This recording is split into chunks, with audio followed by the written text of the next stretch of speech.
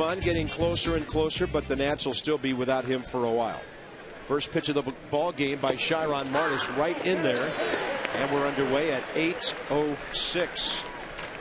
Probably 20 degrees cooler than it was at the height of our beautiful afternoon we had here today. Big storms rumbled through here about 6:30, then some smaller cells behind it. Looks like we're okay for a while. Kelly Johnson hitting .244 for the Braves. Little tapper. Martis grabs it. Plenty of time, and nothing like starting the game out with an easy out.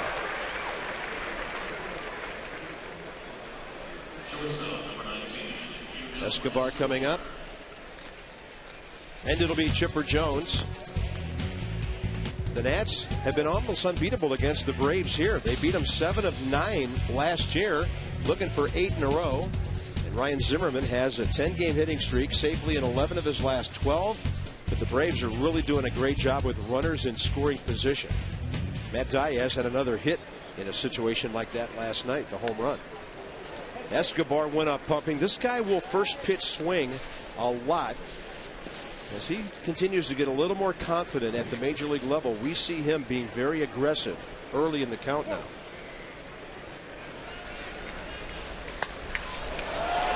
Right center. But Kearns is there. This might be another night with the heavy air and the cool conditions when the ball does not travel that well. Well, you saw a pretty good approach right there by Escobar, though. I mean, he went after the first pitch fastball, and you see Martis trying to get ahead, and then he sees the changeup, and he takes it to right. So Chiron might want to notice that a little bit, and Jesus Flores, that they've come to work today, and they might have a good approach against him. So you got to make adjustments even during the game as a pitcher. Those flags were stretched out straight about an hour ago. So the conditions have really quieted down here. Here's Chipper, 4 for 16 for the left side, 323 overall. Reigning National League batting champion.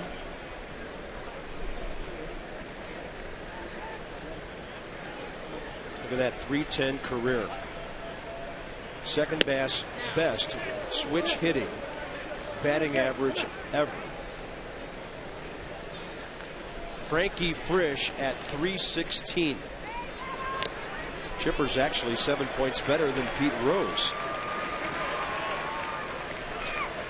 Pretty amazing that only 4 career switch hitters are listed at 300 or better. Frisch, Jones, Rose, and Robbie Alomar. Well, I faced a couple of good ones in Robbie Alomar and Eddie Murray. And Chipper's every bit as tough both sides of the plate. 2 balls, 2 strikes. Martis trying to get a 1-2-3 top of the first. Breaking ball low. You can just see it gradually over the last week. The Nationals are getting better starting pitching. Here's our pitch tracks right there. He was 2-2 on him. Throws a really nice slow breaking ball. Chipper hits it extremely hard and fouled by about 4 feet. He sped up his bat a little bit right there with some 90-mile-an-hour fastball, and just a little bit late. Those are some tough caroms to play down there in foul ground.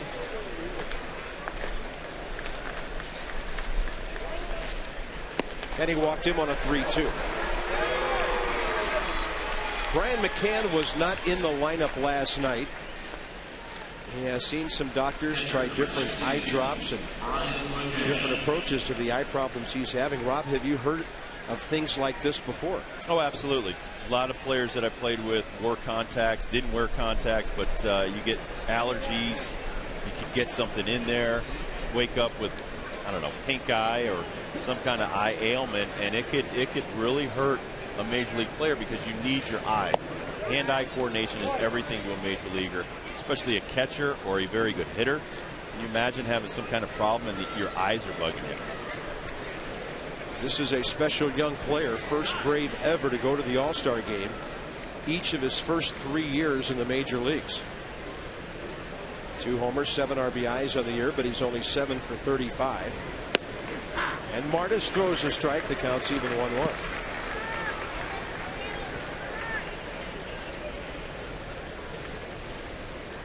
The Pirates are leading the Marlins again tonight, 3-1 in the middle innings. Freddie Sanchez has hit his second homer. The Phillies got 4 in the bottom of the first after Ryan Braun had homered for Milwaukee. 4-1 Philly after 3. And the 2-1 coming. Breaking ball in the dirt. Martis was headed for a quick inning. And now he's nearing 20 pitches. Well, I'm sure they went over the scouting report and they know he's having trouble with his eyesight. I don't know why you're throwing off speed. You should probably be throwing 90+ mile an hour fastball, seeing if he can hit him. Yeah, that's way outside. I think you would call this, and maybe for the number 3 guy, not as much as it was right there, giving way too much respect to these hitters. Thank you. Martis afraid to pitch to contact, evidently, for the last 2 batters after getting 2 quick outs. There's no excuse for walking guys like that. Even if it's your 3 and 4 guy in the lineup, at least let one of them swing the bat and try to get that guy out. Just giving free passes, it's just showing you that you're afraid or you don't want to come near them. And their next at bat, they're going to be in control. So here's Casey Kotchman. And here's a guy who batted 4th last night with McCann out, 5th tonight, and he really doesn't hit for power. First pitch breaking ball. It's a good one that catches a piece of the corner on the way in. Here's a great off-speed breaking ball for strike 1. Whatever you're going to throw, just believe in that pitch, be convicted in it, and throw it with all your effort. Don't give up on it and say, well, I don't really want to throw that, but I will. You know, you just have to be 100% sure. That ball hit to right center, and it goes right away from Austin Kearns. One man who walked scored. Brian McCann is held to 3rd. So 1 hit after a pair of 2-out walks. And that ball had some funny action on it. I think Austin Kearns initially thought it was going to hook back to him off the bat of the left-hander, and it just veered to the gap. He had no play. Well, I think Adam Dunn, you know, this is an off-speed breaking ball right there. He probably thinks this is a jam shot, and it's not hit as well as it is, and it gets by him. And Austin Kearns, looking at that ball, recognized, okay, that ball's going to get by me. I better just get on my horse and start running. But I think the fact that you walk those 2 guys, you give the advantage to that next hitter, Kotchman, and he's waiting for anything close. And here's Frank Core, who's a free swinger. Kind of tells the hitter, Bob, that, hey, you know, I'm a little bit tentative about throwing certain pitches, and he just stood there. He kind of took the first pitch for a strike and then nailed the second one. Yep.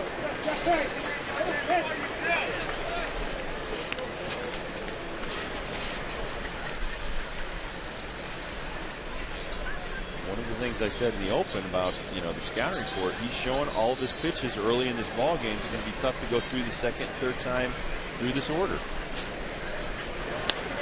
Breaking ball hanging up there. Long throw by Gonzalez. It's wide. It gets away from Nick. And the Braves will score 2 runs. They might give Alberto Gonzalez another throwing error, pulling Nick Johnson off the bat. It'll be a base hit and an RBI, most probably. And they'll have to tack on an error for that 2nd run. Wow, this is a tough play for any shortstop, but you got to take your time, get your feet set, and make a strong throw. And this is just a throw that's fading back towards home plate. Nick tries to stay on the bag and make a great play. Probably should have went and got that ball a little bit quicker. Sometimes you just got to give up the out, to not let the ball get by you, and then another run came in. What appeared to be an easy inning has turned into a horrible top of the first, and the Braves are on the board 3 times. So they have given a base hit to Frank Core with an RBI, E6, and that's Gonzalez now with 5 errors in the last week. Well, the more I talk to hitters, the more I learn. I talked to Gary Sheffield about his 500th home run today. And he said something to me that I believed for a long time. He said when he goes up to the plate, if a guy's got 3 pitches, I look for 2 of them. I try to take 1 out of the equation and do the best I can. Finally, a strikeout on a breaking ball. The Nationals lead the National League in errors, and that rears its ugly head. 3 early for the Braves.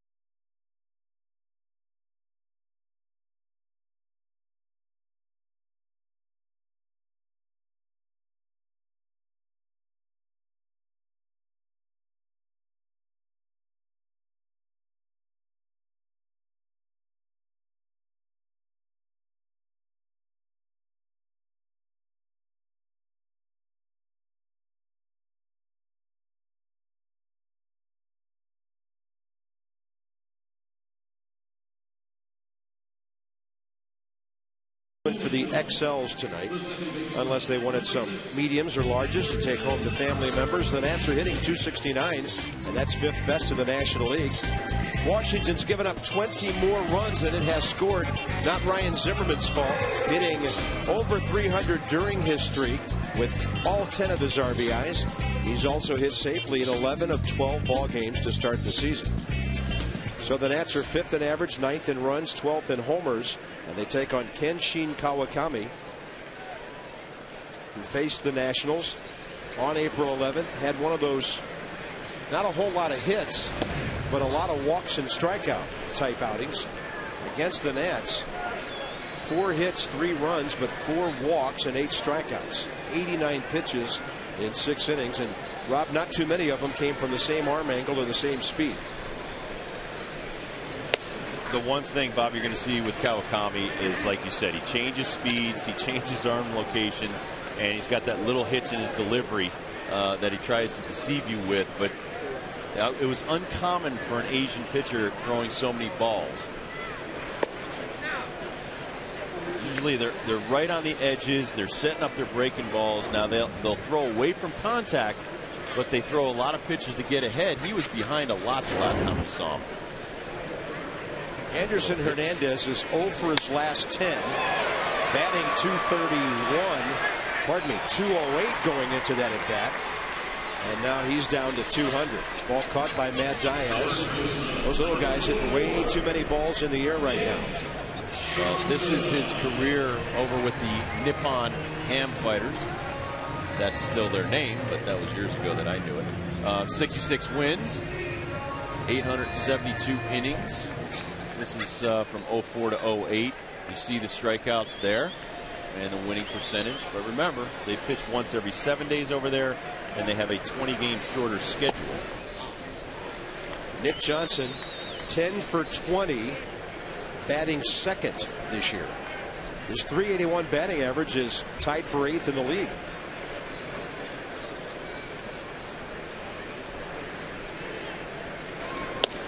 Ooh, fastball up, belt high, inner half. Nick took it, 1 ball, 1 strike. And he may have hit a wall coming out of spring training when we saw him the first week of the season in Atlanta. Maybe had a little bit of dead arm. They have different times when they have spring training over in Japan and the spring training here.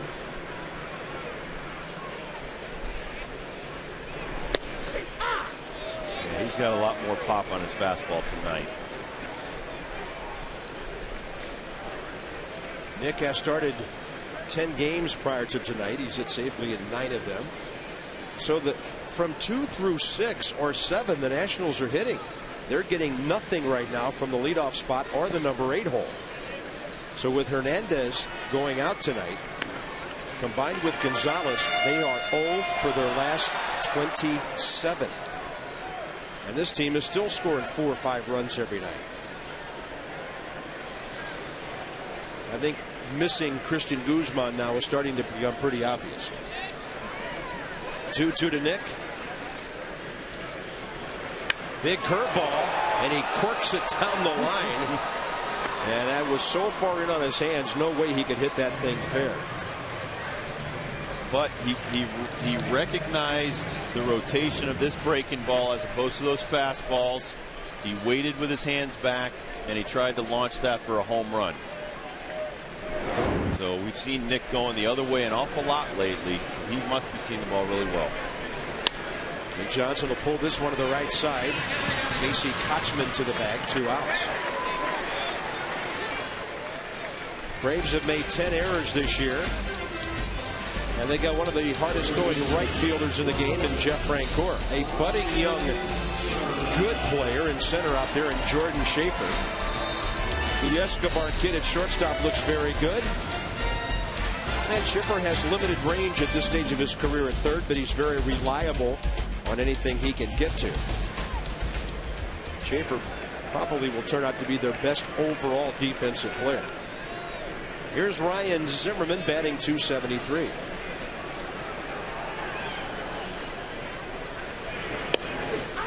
Bob, getting back to another thing Gary Sheffield said, I asked him about pitchers pitching inside and stuff, and he said he's noticed that some guys that should be pitched inside are not being pitched inside.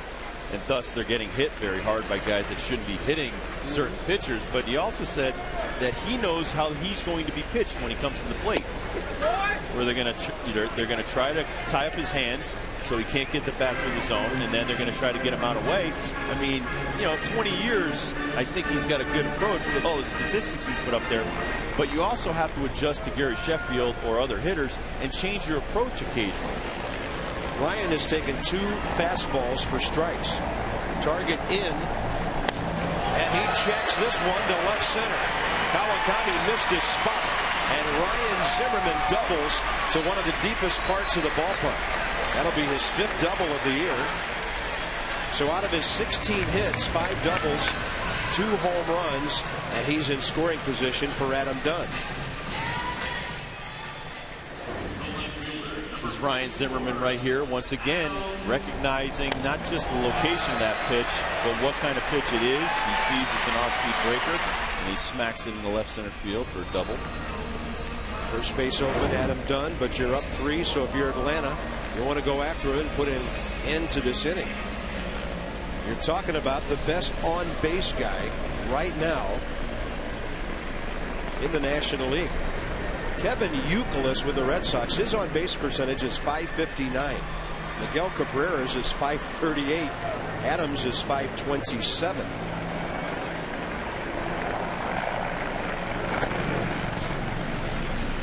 Well, I know our lineup's right up there with pitches seen per at bat, and that just shows you the patience that these guys are having at the plate and a proper approach. By the way, Adams 17 walks, leads Major League Baseball. He's been on base at least once in every game of the 12 he's played this year. And with this guy in the lineup, you're always one swing away from being right back in the game.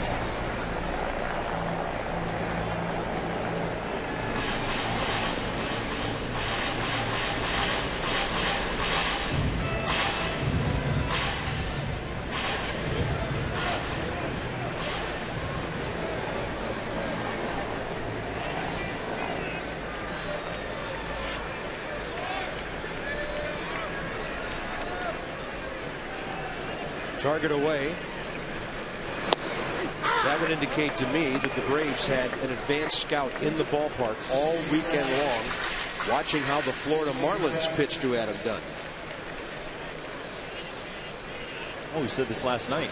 They're going to continue to pitch him away until he starts whacking some balls in the left center field and down the left field line. Still playing him to pull, though. Counts 1-2 on that foul ball. And you're probably hoping he tries to pull the outside fastball. He's just going to ground it right up the middle or the right side. Not a bad approach against a huge power hitter. Elijah Duke's the potential tying run next. Like Ryan Howard, Adam Dunn's got the power, though, Bob, to go to left center field and hit it into the bullpen out there. Yes, he does.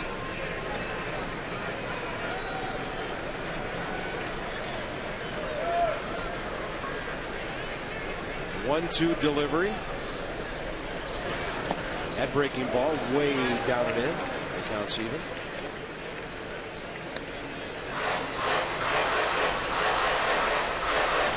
Here's the little curve ball. Ryan McCann, you see him get over there and scoop that ball up. It's pretty smooth when a guy goes over to block a ball and gloves it cleanly.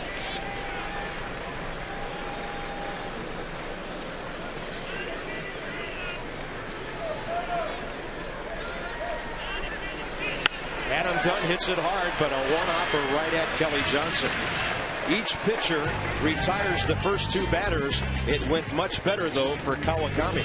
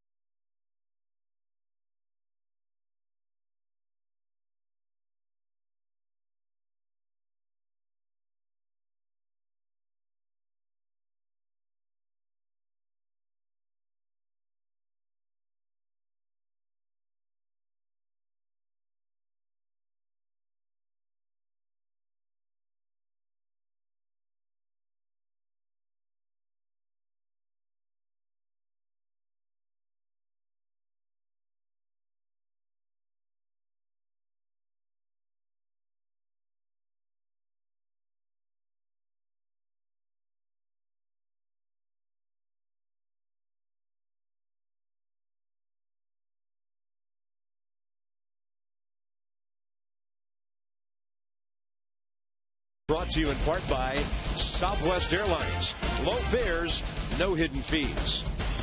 By Acura Advance. And by Firestone, a tradition of innovation. And that's why they call it the reflecting pool. Beautiful view of our nation's Capitol Dome tonight. And here at the ballpark, top of the second coming up. And a nice family of three braving the elements. We go to the top of the second, and it's the number 8 hitter for the Braves, Jordan Schaefer. Chiron Martis, 2 very costly 2-out walks.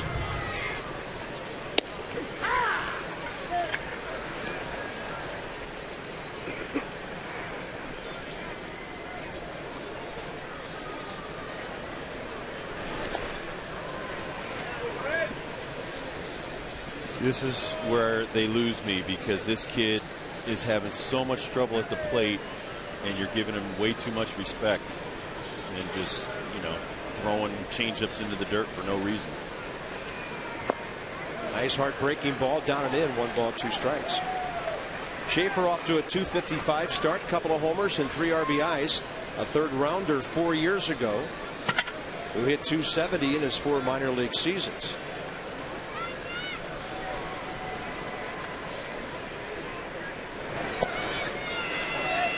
With a home run, his first major league at bat when the Braves opened up at Philadelphia on Sunday night, April 5th. 99th major leaguer to do that. High in the air, right center. Turns under it. Dukes alongside. Austin has it for the first out here in the top of the second. Become a citizen of Natstown and pursue a mini plan. 4 to choose from, 1 to fit your schedule. They all fit your budget, and as low as $80 a seat. You can get one of 2 9-game plans, pay for just 8. A 12-gamer, pay for 11, or 13 Sunday games, and you can pay for just 12. 888-632-NATS or 202-675-NATS, or you can always drop by the website, nationals.com.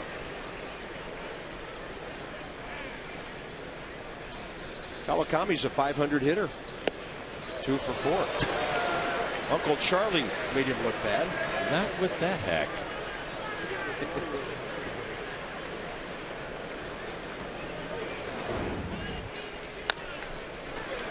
Then back live, he will bounce out to the shortstop, Gonzalez, who threw that ball in the dirt.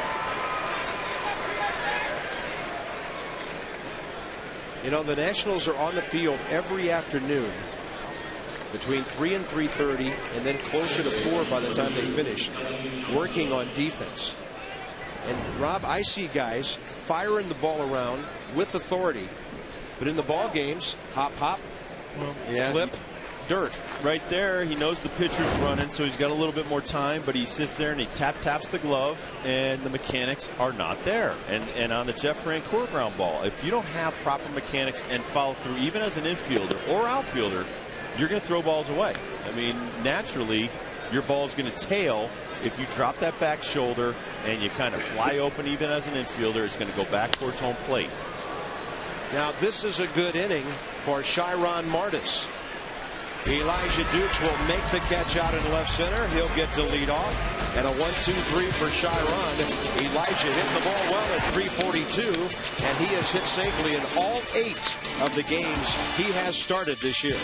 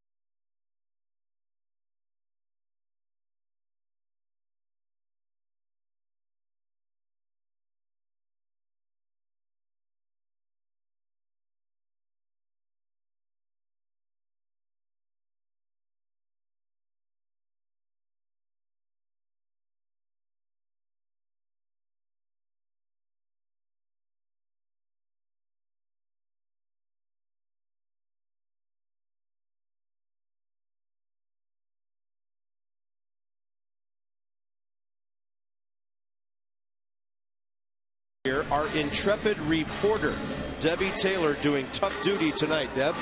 It's a little chilly, but not too bad down here, Bob. I have to tell you about Elijah Dukes. This is really interesting. The Nationals carry what you call batting practice pitchers, and there is a gentleman on the staff named Jose Martinez. Jose Martinez comes out here before every game and spends time with Elijah in the batting cages for about an hour to an hour and a half, just throwing him pitches. And I asked Elijah today what they were working on, and he told me they were working on sliders. So Jose said it's been nice for him to be able to watch Elijah during the game and see their efforts pay off.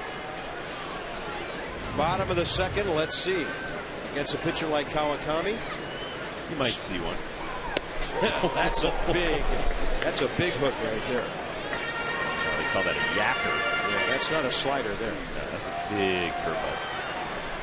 But you got it right, Uncle Charlie. A lot of careers have been ruined by the inability to hit the breaking ball. And then you take a fastball to right center. That's going to skip off the grass. Schaefer has to go over. Here comes Dukes, and he is safe. He got away from the tag of Escobar when it appeared the ball had beaten him to that spot. I said this the other day, you can't get angry with hustle, and right out of the gate, and we saw this yesterday, I think it was Matt Diaz that got out of the gate and just kept hustling. Elijah Dukes hits this. It's a little bit wet out there. He sees Schaefer. Even though Schaefer's got good speed, make him make a perfect throw. He does, but Elijah gets under the tag. So Elijah starts off the inning with a much-needed runner in scoring position right there with a double, but make the guy make perfect throws. That was interesting. It looked like the first swipe missed the body, and by the time he tagged Elijah on the hand, he was on the bag. It appeared Jim Wolf at second made the right call. Now, Rob, you know, at this level, a lot of umpires automatically call you out when the ball beats you there. This is true. This is true. And sometimes even on a double play ball, it's the area play. If the infielder is in the area of second base, you're out. Yeah, some call it the neighborhood play. Neighborhood. Be worth another look to see what happens. Elijah, he sees the throw coming in. Nice hook slide around the back. He might have had. We'll take that one because we haven't had a lot of breaks. And that's might have gotten a big break on that one.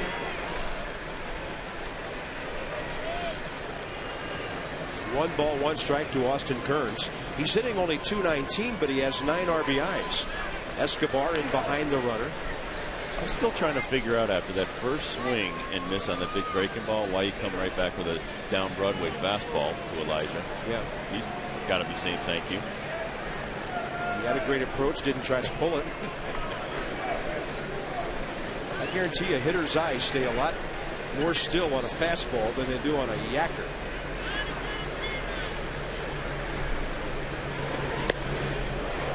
He had some good late sink to that one, even though it was not an in the dirt sinking fastball.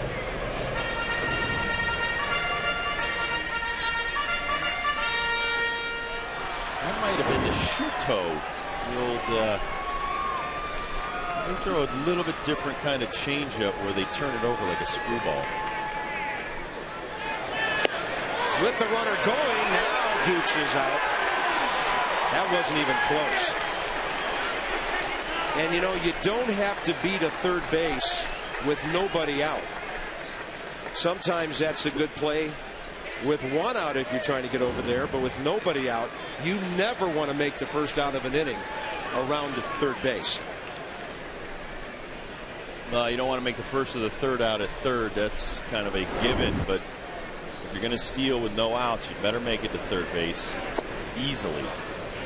He was thrown out easily right there by Brian McCann. And on top of all of that, you're down by 3 runs. Well, right. You have to recognize that your run, not that it's meaningless, but your run's not going to tie the score.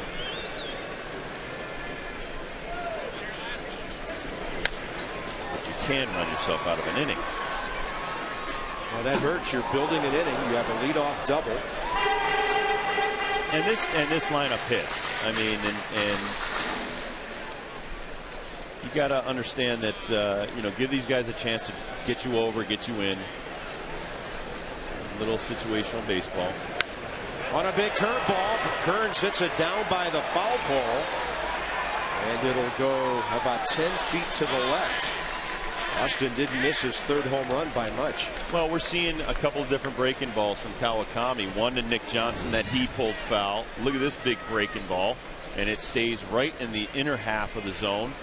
Austin just out in front of it by a hair. I see Kearns driving the ball a lot better here early in the season than we saw him at all last year. The numbers aren't there yet. The batting eye is. He takes the walk. And he's at first base with one out.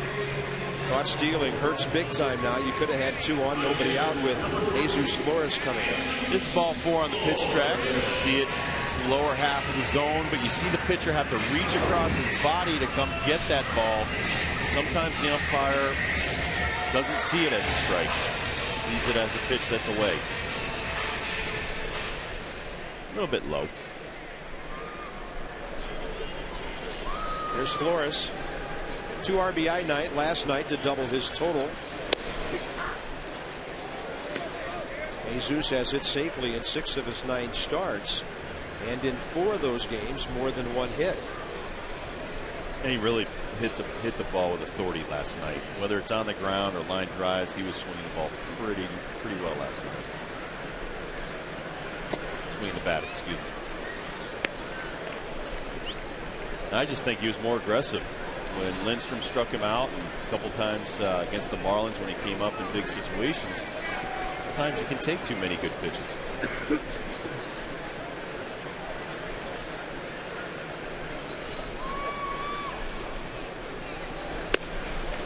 All locked up on a pitch away.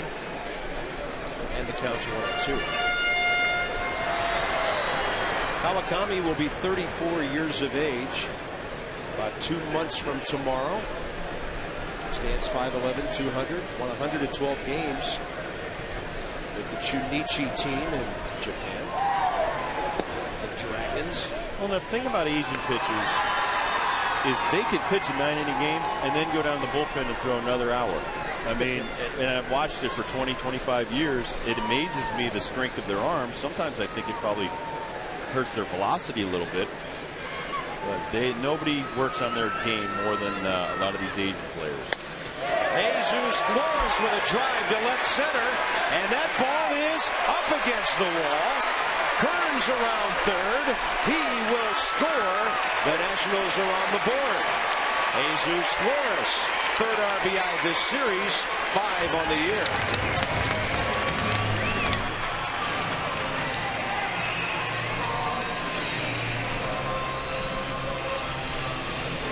Well, now you see how much that being thrown out at third hurts the team by Elijah Dukes, but Jesus Flores just misses a home run. Gets that fastball away. Austin Kearns easily scoring.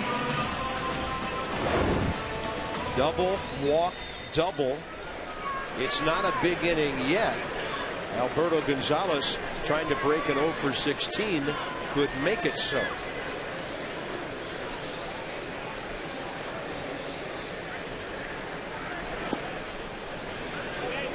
Jesus is strong.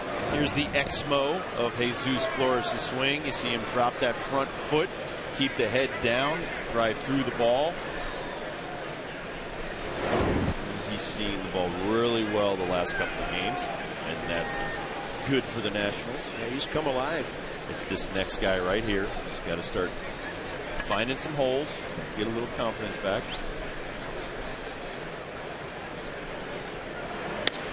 Up the middle, sliding. Kelly Johnson knocks it down.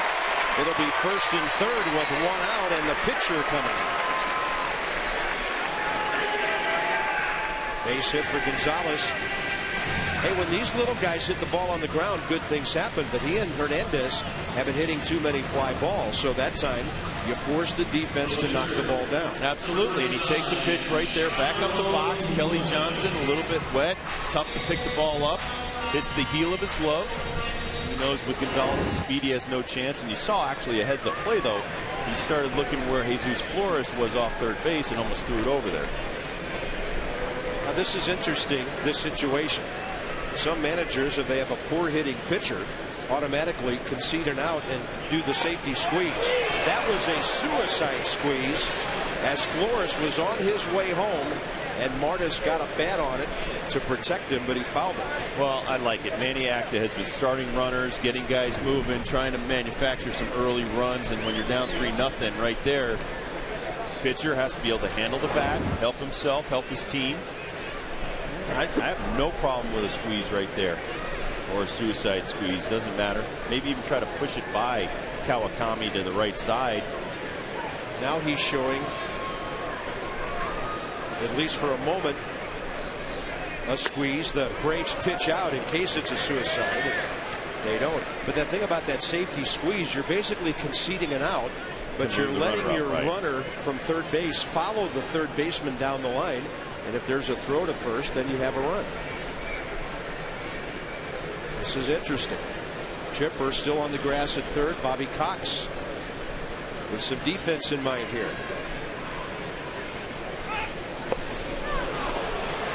Now Martis, his bat was pointed toward the Nationals dugout that time. There's no way to hit that ball fair. Well, the pitcher has to give himself up. You are an out, so you don't try to stab at the ball, which he did right there. You let the ball come to you, and you lay it down about 5 to 10 feet either way. If you have to, you try not to put it back to the pitcher, but you got to get it down. A lot of times the Nats pitchers will show bunt and then swing. Now he's showing bunt again. Takes it outside, 2-2. Martis, by the way, as a hitter, 1 for 3 this year, 1 for 10 in his brief career. Anderson Hernandez waiting. This pitcher has not retired a batter yet this inning.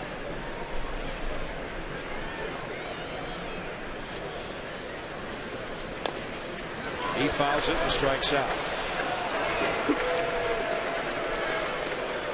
Well, when you consider the walks for the Braves and then the bunt there, Martis hasn't done a whole lot to help himself so far. And the Braves are here again for the series finale tomorrow night before the Nats move on to New York. John Lannon, Jair Jurgens tomorrow night. It'll be Olson, Santana Friday, Cabrera, Pelfrey Saturday, Jordan Zimmerman, Oliver Perez, who's pitching in St. Louis for the Mets tonight, on Sunday. The Nats have done 2 things to really hurt this rally. Top of the order. Let's see if Hernandez can pick him up and get another run. Flight out to left his first time. He's 0 for his last 11. Well, sometimes though with the pitcher, I don't have a problem with him striking out or doing what he just did. I'd much rather not have him hit into a double play right there and end the inning. So hopefully right here Anderson can come up with a big hit.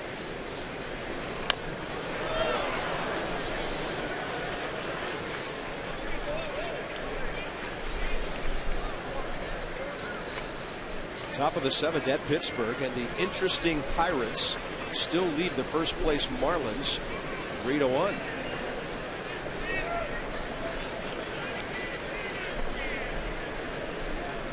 Pittsburgh's getting some of the best pitching in baseball right now. Jeff Karsten's on the mound for them tonight, and a 1-1 to Anderson Hernandez. Well off the plate, ball 2.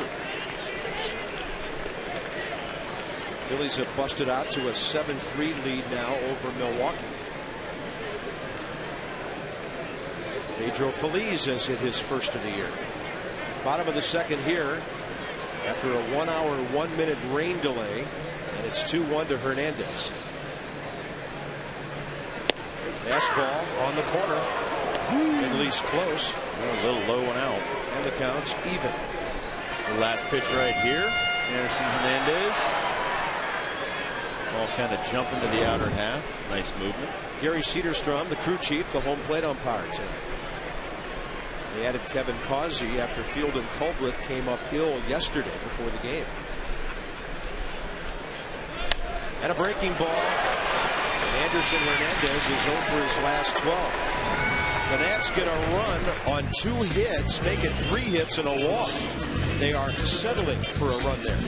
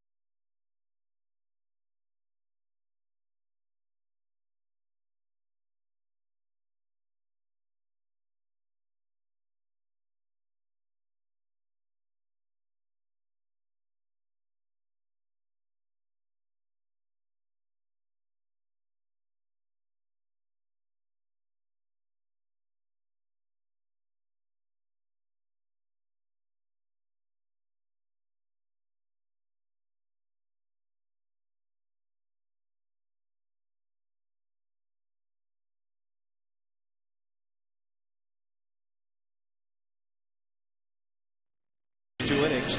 And the Braves on top 3-1. Get your red on. Join us May 2nd. We'll celebrate Latino Heritage Day with live Latin bands, dancers, and of course, Nats baseball. The first 20,000 fans receive a free Los Nacionales t-shirt. In-game tributes to celebrate the countless contributions from Latino ball players. 888-632-NATS. Visit nationals.com or stop by the box office right here. The St. Louis Cardinals will be in town for a 4-game series that weekend. And one of the best Latino hitters ever, Albert Pujols, is on that club. The 2 hitters that came into this ballpark last year and impressed us the most were Mr. Pujols and Mr. Ramirez. The Cardinals and Dodgers both played 3-game series here, and I counted 12 at-bats by both of those guys in those series, and they each hit the ball hard 10 times. That's on the corner to Yunel Escobar.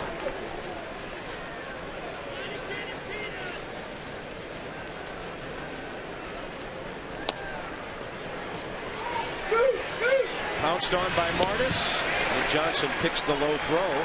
Escobar trying to punt his way aboard.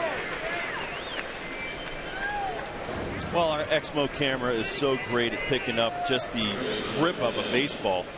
This is Chiron Martis throwing his changeup right there. You see the 3 fingers behind the ball, but he's throwing it like a fastball. This is his actual fastball grip. You see the index and middle finger right together. And that's a 91-mile-an-hour fastball versus a 80-mile-an-hour changeup. Very good disparity in the different speeds. Does the 3 fingers on the ball automatically give it the tumbling motion as well? Not necessarily. It depends on if he's pulling it down or if he's trying to turn it inside out like a screwball. I mean, it all depends on if he's got a circle change or 3 fingers. I sometimes do a 3-finger fastball, and actually, you know, because you have so many fingers on the ball and you're pulling it down so hard, it's going to naturally back up a little bit more and be a slower pitch. So he may be trying to manipulate pitches, but I think pretty much when he's throwing his changeup and his fastball, he's trying to get the same arm slot that he releases it, or release point, and then he pulls down hard on that changeup kind of curveball deal. Still haven't figured it out. It might be a knuckle curve that he throws like that right there.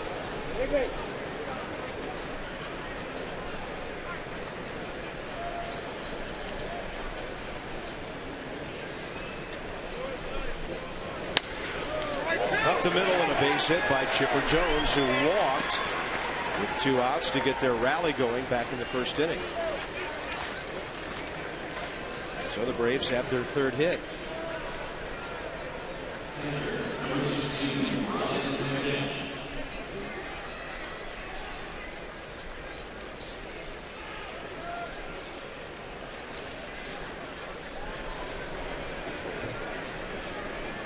You see him, he's still squinting. Yeah. Late. Not that Brian McCann can't hit, but under these conditions, the walking of him almost inexcusable for Martis back in the first inning. And for some reason, he still can't throw McCann a strike.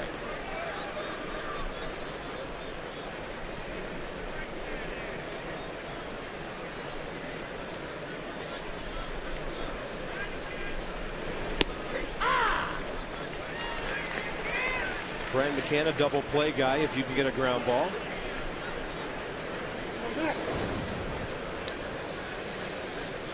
There's the changeup in the glove right there as you see him pull it down like a fastball. Same location, but it's a changeup 10-mile-an-hour slower.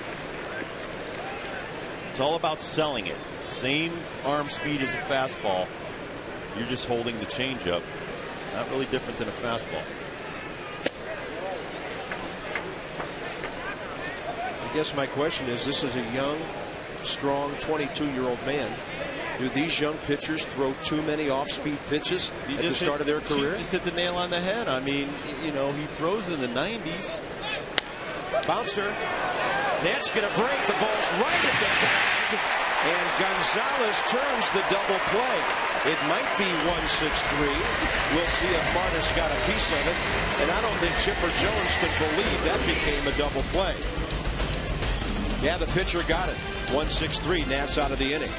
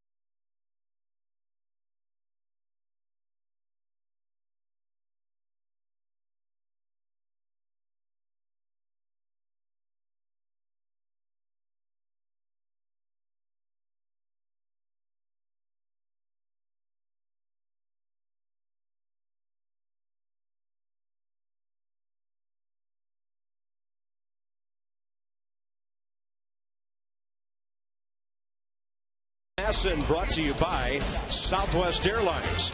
Low fares, no hidden fees. By Aflac. Ask about it at work. And by Viagra. It's always busy out there in the center field plaza. Team store out there, the red porch. All the ticket windows and lots of things going on here at the ballpark tonight. Another hearty group of fans joining us on a very cool and previously rainy Tuesday night. Nick Johnson leads off, bottom of the third. Nats are in the game. Looking back with a little bit of regret the way things turned out there in the second. The base runner lost at third, nobody out. A sacrifice not executed, but the way this offense has been going, they're not out of anything. Out hitting the Braves so far, 4-3. It's 2-0 to Nick as we check out our Firestone feature, a tradition of innovation. Active players, highest on base average the last couple of years. Great Pujols, future Hall of Famer Chipper, and then Nick ahead of Todd Helton and Manny Ramirez. And Nick Johnson goes deep right center, and it's caught about 380 feet away by Jordan Schaefer. I'll tell you one thing, Rob. These hitters cannot wait till the weather warms up, because the last two nights this place has been dead for fly balls. Well, we don't get cheated, and the Nationals this season will not get cheated as long as they stay healthy with this lineup. Nick Johnson, this is a decent pitcher's pitch. It's low. He goes down. He's seeing the ball so well. Drives it to the deepest part of the park over there near the Geico sign. Normal day, that ball's out of this ballpark. We've had so much rain lately, it's just different air quality. Ryan Zimmerman. Heavy air. Yes, it is. And Ryan hitting 286 with his first inning double. 11-game hitting streak. About 3 o'clock this afternoon, sitting up here watching these guys with the sun shining. Ball was jumping out of here. 20, 30 rows up.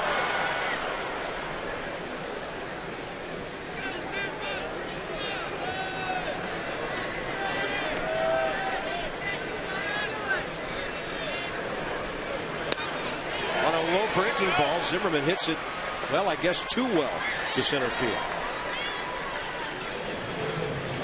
Adam Dunn walking in. Now, do many people mention Adam Dunn and Hammer and Hank Aaron in the same breath? No, but through 3,910 at bats to start their careers. Check it out, 281 home runs to Hank Aaron's 209. There's the RBI you see, on base percentage. And then the extra base hits right there. Very impressive for Adam Dunn. Hank never hit 50 home runs in a season yet. 755, 3,700 hits, 2,300 RBIs, or right around there. It's like 2,290 something. One of my favorite players of all time. Lifetime 300 hitter. Let's just say Hank Aaron hit 40 homers every year. Yeah. You know how many years it takes to hit 755? Oh, a lot. Nearly 19 years. 40 every single year. A 24-time All-Star, something like that. That's amazing. It's just his career was amazing. He still, to me, it bothers me he doesn't get enough credit because he was such a spectacular player. Well, I think some people need to get over the color of a man's skin. True. And that has been something that held Henry Aaron back.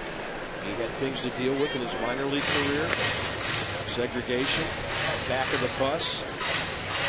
Had to stay in different places than some of the teams he played on. And he's handled it all with the utmost grace. I love hearing that deep, slow southern drawl when Mr. Aaron speaks. 1 ball and 2 strikes to Adam Dunn. That will be left side, heading out of play.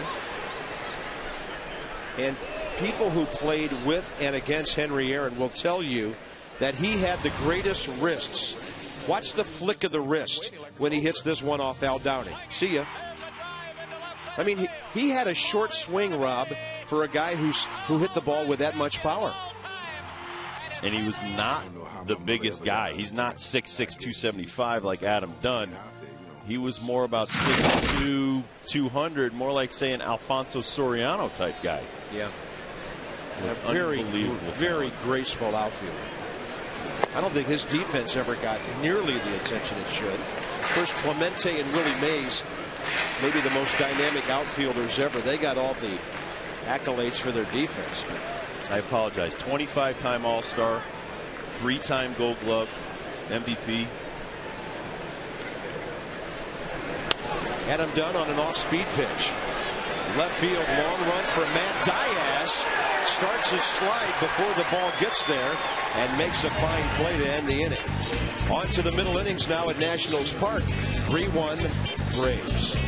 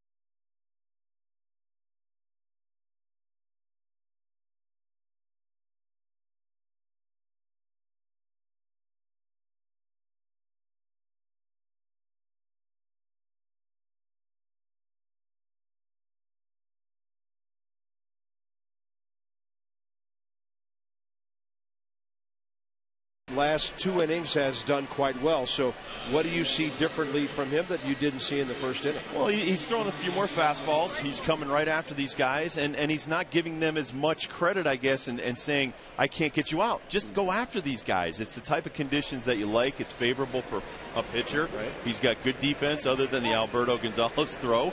And just go after these guys. Don't think they're world beaters. Don't give them too much credit.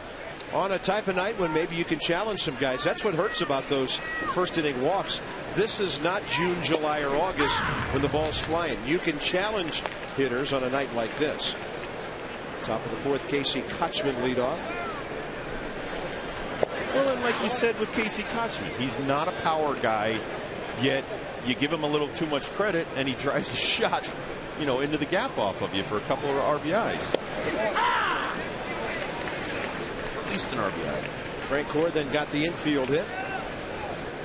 Another scored on the error. Yep. And the Braves had 3 runs in the first. Nats are battling back. Marta's trying to keep it reasonable. And Casey Kotchman's hit 2 line drives tonight. One to right center.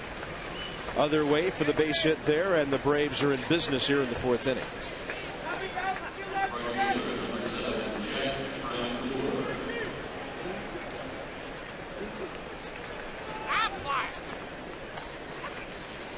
Two first ballot Hall of Famers were inducted together August 1st of 1982. That has to have something to do with the Braves.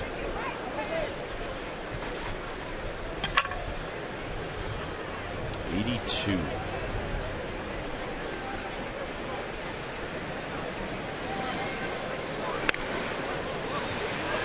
Right side and no play at second. Anderson Hernandez almost threw that ball away.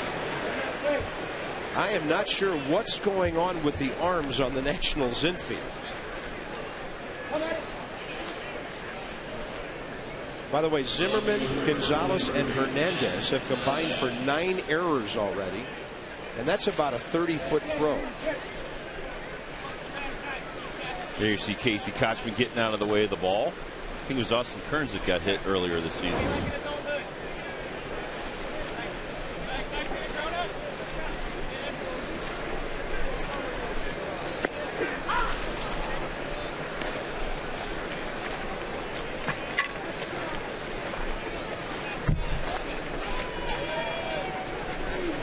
Hank Aaron's one of those guys. He is.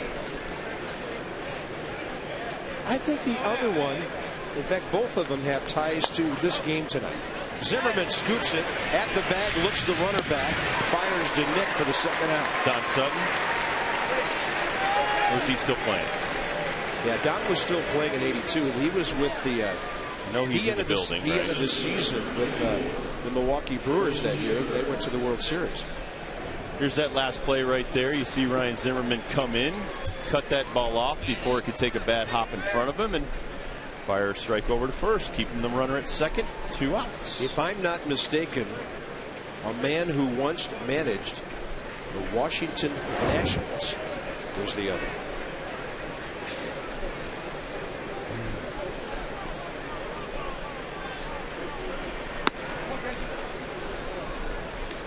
And they will walk Jordan Schaefer and take on Kawakami now. Not taking any chances at all with a good young hitter in the number 8 spot. Go after the pitcher, get him out, and get your guys back in the dugout with the bats in their hands.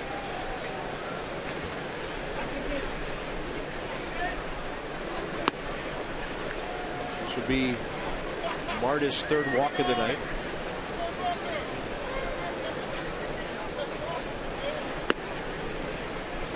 And the Braves will have 2 on, 2 out.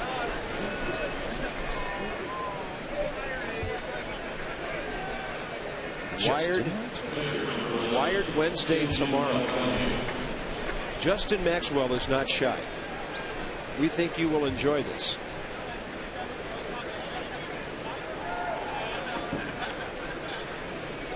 Enjoyed Debbie's interview with him. During we have a rain delay every day now. We've watched a lot of Nats Extra on the scoreboard here. You okay after that electrifying interview down there today? Lightning crackling and thunder and rain. And Debbie's holding a microphone, of course, but it was cordless. I have a picture of the set for tomorrow. I bet his son's as good looking as he is. We love family pictures here on Massey. Kawakami grounded the shortstop first time. Breaking ball, 1 ball, 2 strikes.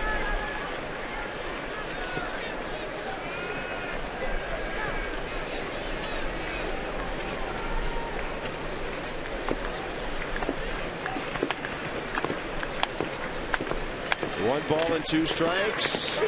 Got him looking. So that's the way you handle it in the National League. Walk the number 8 man with first base open. Get the pitcher. It'll be Dukes, Kearns, and Flores coming right up.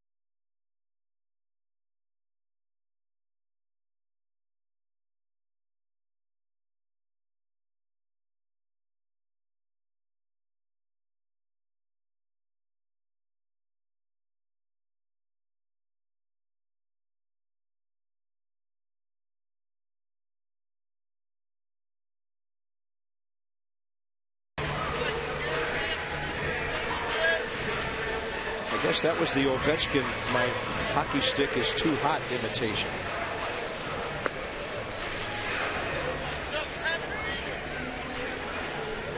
My stick is too hot.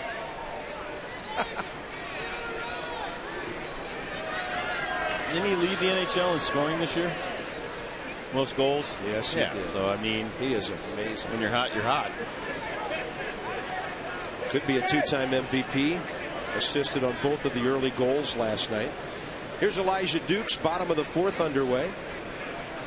And by the way, we have an emailer, Corky Robinson from Washington, D.C., who nailed our trivia tonight. So Corky knows the answer. So do we. And we will reveal that shortly. Appreciate him emailing in. Or her. Corky, I mean, not a good name for a bat manufacturer, but it could be a him. She managed the Washington Nationals or the Washington Senators?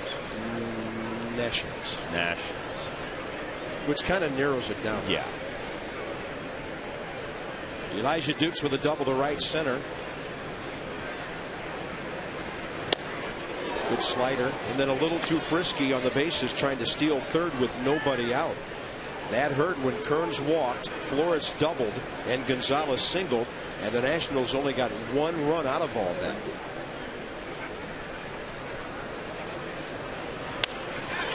Waits for that breaking ball, deep short, Escobar, long throw, got him by a step. You were right, by the way, on the trivia.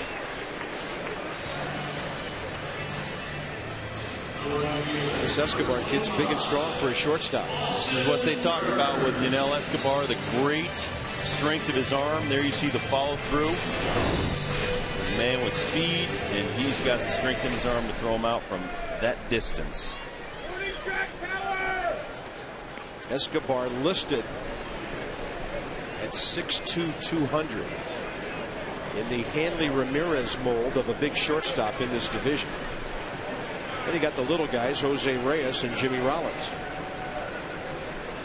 Here's Austin Kearns, who got on base, walked, and scored. Austin reminds me, with the changes he's made in his hitting this year with the help of Rick Eckstein. But Rob, I know you know this feeling, and I know I do. He's like a golfer who's striking the ball really well, but not quite scoring yet. Now, what I mean by that is Austin is driving the ball better early this season than we saw him nearly all season last year, but his batting average about the same, hovering around 220. I think the numbers will come as he continues to hit the ball well and drive it. I couldn't agree with you more. We used to call them atom balls, but that was just kind of the nickname we gave him when you're hitting just line shots at people, but they're not falling.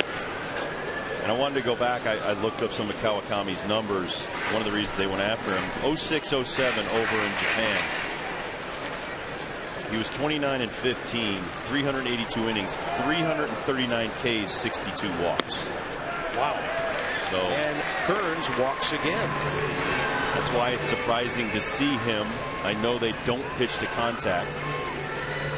And, you know, earlier we had on our graphic Nippon Professional Baseball. Yes. That's equivalent to what we call Major League Baseball here. They have two leagues there, the Central and the Pacific. There's no DH in the Central, by the way, so that's immediately our favorite league. But you put those two together, and that's called Nippon Professional Baseball, just like ALNL here is MLB. And, of course, the league champions meet in the Japan Series at the end of the baseball season. But there is a team called the Nippon Ham Fighters. Remember a guy named Brian Dayette? Yeah. He used to play with them. But Kenshin Kawakami played with the Chunichi Dragons over there. Jesus Flores, after having a severe non-contact problem over the weekend, is suddenly swinging the bat well. In this series, he's 3 for 3 with a sac fly, a walk, and 3 runs batted in. His batting average is .306. On a fastball, he jerks it down the line, breaks his bat. The maple ends up 85 feet down the third baseline on a loud foul ball. He was all over a 2-0 pitch. Well, there you see that backing up changeup right on the inside of the bat. And it just saws him off. Snapped his bat in half. Still got really good work. Just amazes me the strength in the forearms and wrists of major league hitters. They can hit balls out, home runs, and break their bats off. Cameron Maybin, and that ball almost thrown away, has just homered for Florida in the top of the 8th. John Grable pitching for the Pirates. They lead Florida 3-2. Phillies are having a big night at home finally behind Jamie Moyer. They lead 11-3 in the 7th inning over the Brewers.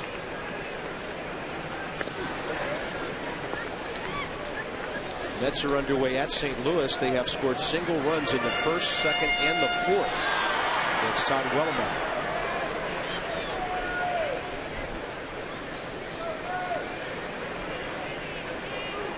And the Mets are getting good pitching from Oliver Perez, who the Nationals will face on Sunday.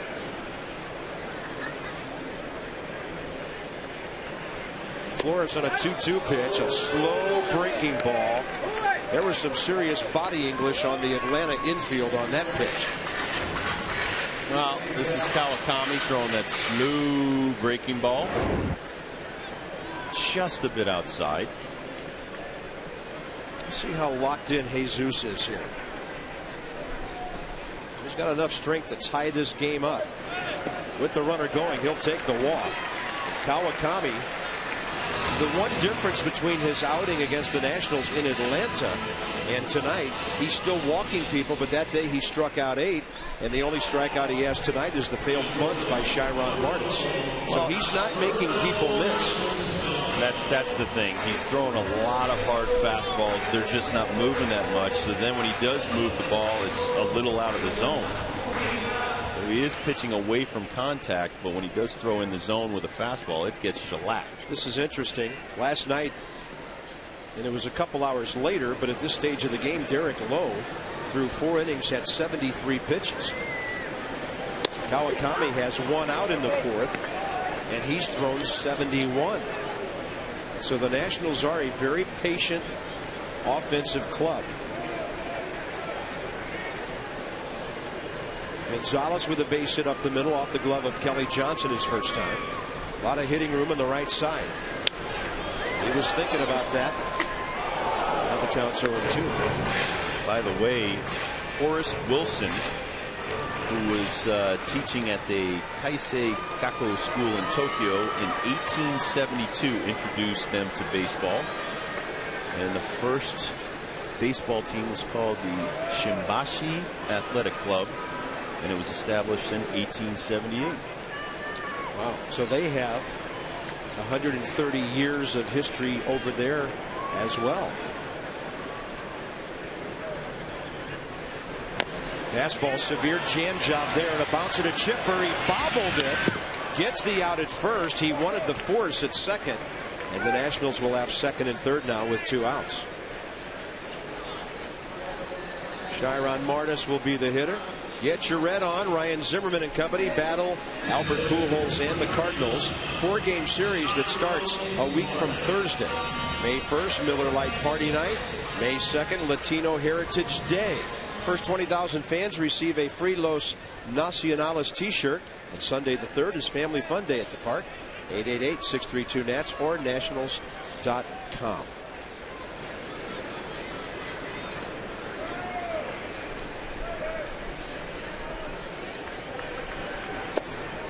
The 2 hitters that baseball fans would love to pay to see, Albert Pujols and Manny Ramirez. And they both put on quite a show in this ballpark last year. Well, let's try to keep them from doing that this year. Pay to come see them, but go 0 for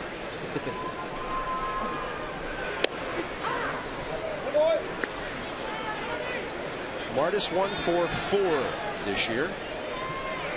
Outfield way around to the right. They don't think there's any way he'll get around on Kawakami.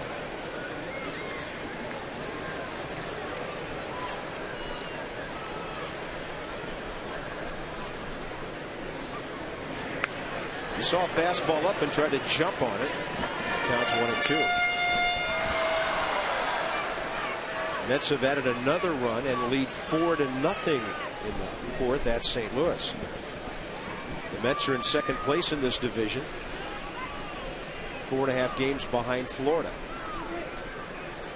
Marlins settled for 1 run in the 8th and still trail 3-2. Wow, the Phillies still struggling with their pitching. They're still behind us in earned run average. 6.87 coming in. Very surprising. Nationals trying to get their ERA below 6 tonight.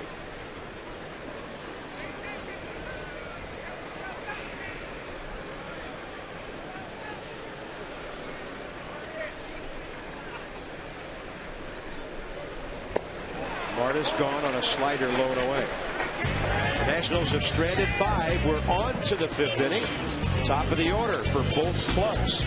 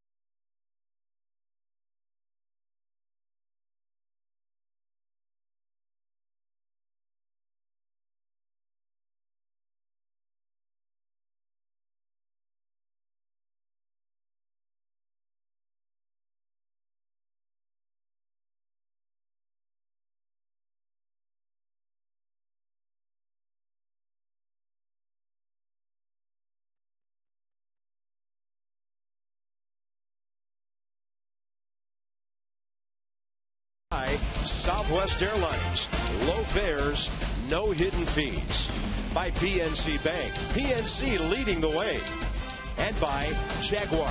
Visit your local dealer to experience the exhilarating performance of the new Jaguar XKR. Exmo at third base. Action out on the red porch. 3-1 Braves. Hits are even at 4 as we go to the top of the 5th inning. Let's pay off our trivia. I'm pretty sure we have this one covered tonight. We think it's Henry Aaron and Frank Robinson with the help of our emailer, Corky Robinson. Nice going, gentlemen. 2 of the greatest hitters ever. Frank hit 585 home runs. MVP in both leagues. Reds and Orioles. And we go top 5, top order. Here's Kelly Johnson against Chiron Martis. Martis has regained his command here. Only 2 hits over the last 3 innings. He's walked 3, struck out 2. One of those walks intentional. Kelly Johnson's 0 for 2. A bouncer to the mound. Fly ball to center. He's been trying to go up the middle. And Anderson Hernandez has that.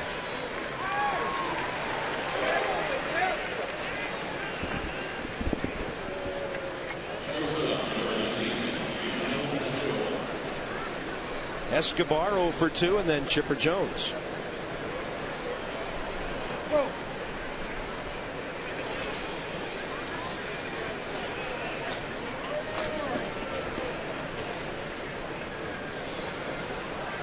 Escobar tried to bunt his way aboard last time, and Martis threw him out.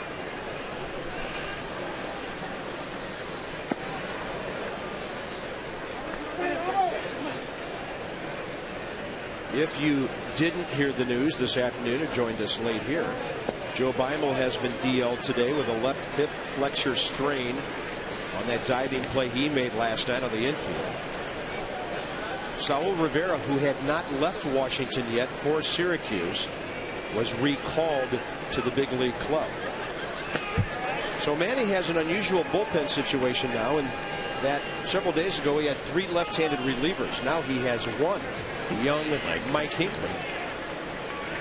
Manny said he's not concerned about that. He said, hey, some teams don't have any. 3-1. Well, it's better to be safe than sorry with Joe Beimel. I saw him before the game. He was moving around quite well in the clubhouse and getting physical therapy. May not come on the trip with us, but hopefully he'll be back sooner than later. You want to mess with that hip in your arm. And Martis threw him a strike on 3-1, and Escobar took it up the middle. Quite a play in the late game downpour last evening. And Joe said that he could see on the replay where his leg got stuck, kind of threw his hip back out of place, and hurt the flexor muscles in there. So that was in the top of the 8th inning. There's the XMO. And this was the last play, Rob, before we had that rain delay in the 8th inning.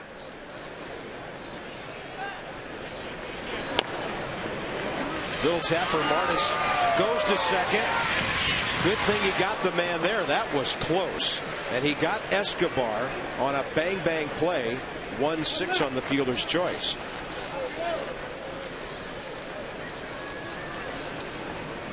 Well, this is one of the toughest plays, Bob, for a pitcher to make. He's got to do almost a 360 the other way. You see him turn the wrong way, throw it to second base, so there's really nothing on the throw, but he does get it there.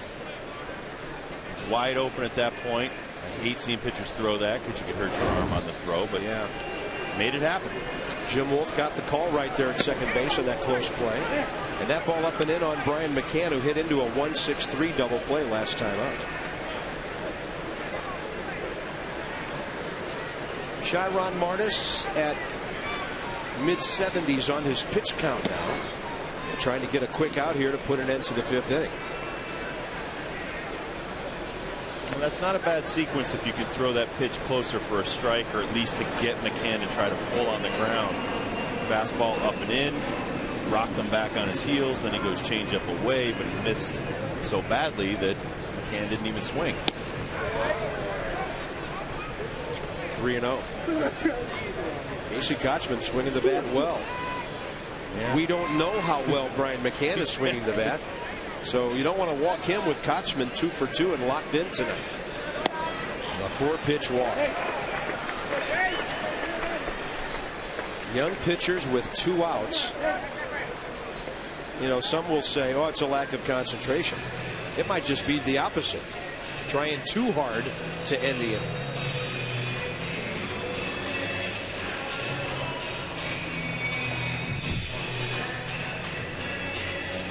Well, what Randy St. Clair is saying right now is, listen, you got to get ahead of these guys to get to that changeup. And you got to challenge, especially a guy like McCann, who's been having trouble not only with his eyesight, he hasn't really hit that well since coming back from the WBC. Don't give him too much credit. Now you're in a jam. 2 on 2 out. This is what happened in the 1st inning. And Casey Kochman doubled to right center, and then Frank Court got a base hit. And all of a sudden there's a 3 on the board.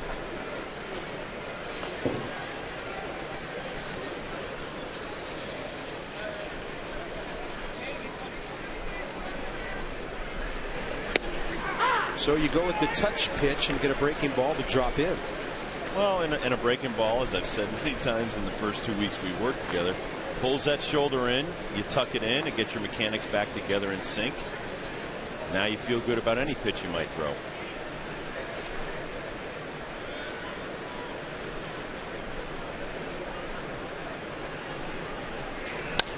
And a bouncing ball to the right side. Hernandez has it. Nationals out of the inning. The Braves have left 5, so has the home team. And the top of the order straight ahead.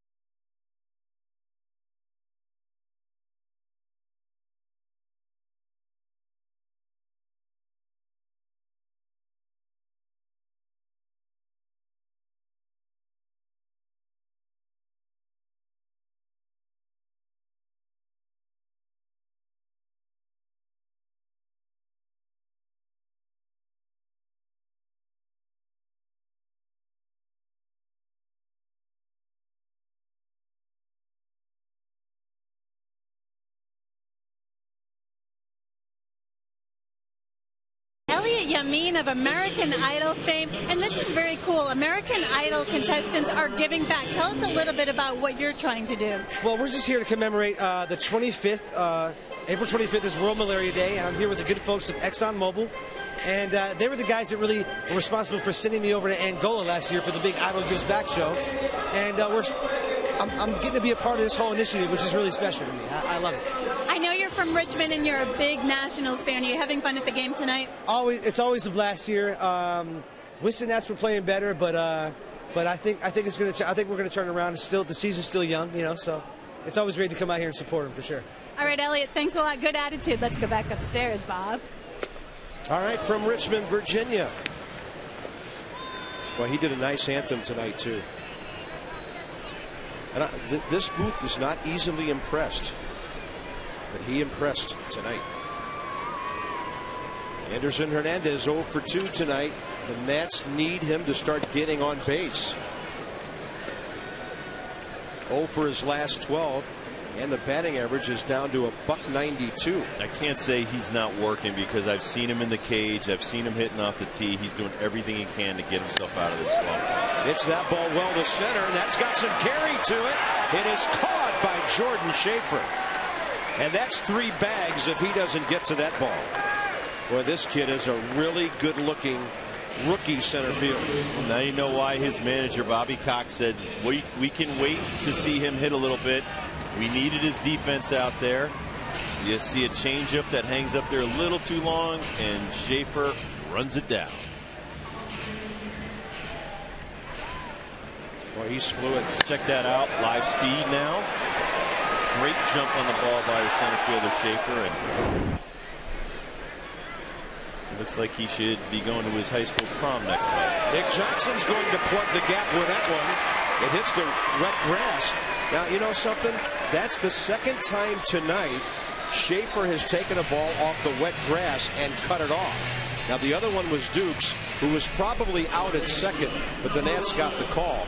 But some center fielders would not have cut that ball off right there. So Nick Johnson has now hit safely in 10 of his 11 starts. Sometimes an outfielder makes a great play on a ball that's not an out. What's he hitting in the 2-hole, though?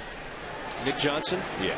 11 for 23. He's just smoking the ball from the 2-hole. And to put that into real number, that's 478. Zimmerman with a double play ball. Ryan hits the ball hard, but he hits a lot of ground balls up the middle and is always one of the leading double play guys. Quickly to the 6th. 3-1 Atlanta.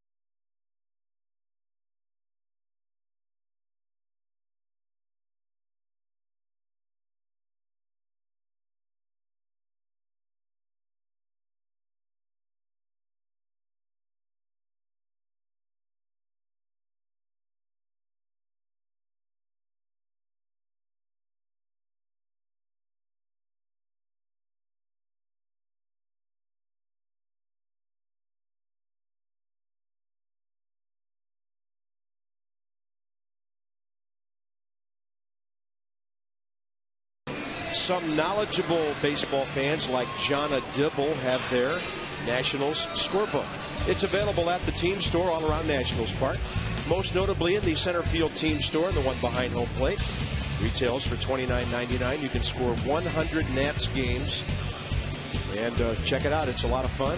There's a key inside the front cover of how to keep score. A couple of examples of American League games and National League games and how we do things differently. Looking at my book, after the 5th inning, I have 78-45-13. What in the world does that mean? Martis, 78 pitches, 45 strikes, 13 first pitch strikes, and there's number 14 to Jeff Francoeur. My scorebook's got the number for Mario's Pizza Parlor. I can't get the scorebook stuff done. Don't worry, your wife will teach you well. Oh God! If you don't know it, Rob's wife, Jonna, a former school teacher, she scored her first game here on Sunday, and it was the neatest score sheet I've ever seen. I can't do it. We're going to start a new game up here. Are you as smart as a 5th grade teacher? Oh, I know I'm not that. And Austin Kearns, easy catch on the fly ball by Francoeur. Matt Diaz next. And then Jordan Schaefer here in the 6th. Well, what's hard to believe is that she married me after I came and read to her 5th grade class. So you must have really been good. Oh, I wowed them all. It was, I think, the real story of the 3 little pigs from the Wolf's angle.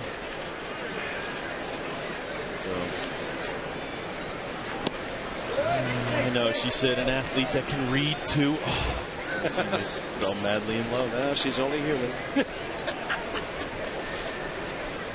I love that. Matt Diaz. Martis just missing the corner quickly. 2 balls, no strikes.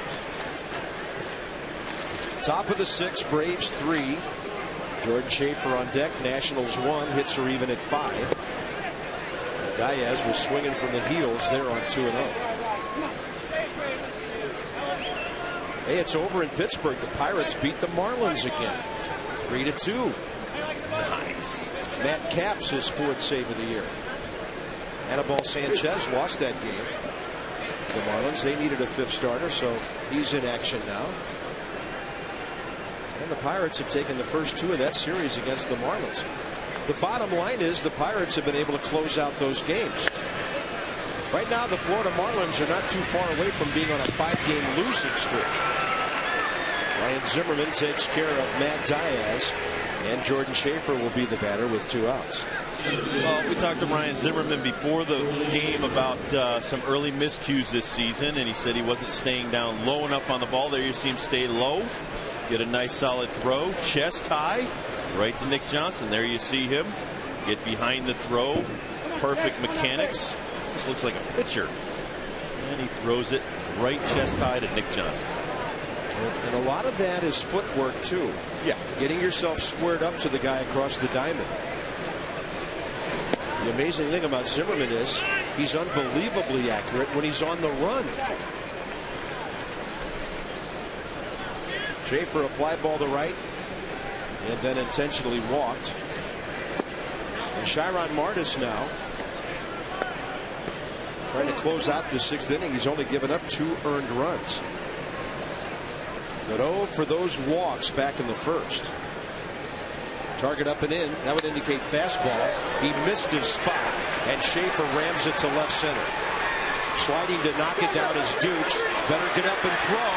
Elijah didn't. Now they've got him trapped, and he is out. Dukes was not quick coming up with the ball. Schaefer had designs on 3rd, changed his mind, and the top of the 6th is open. We've seen some suspect base running tonight, and Dukes will get an assist, as will Gonzalez.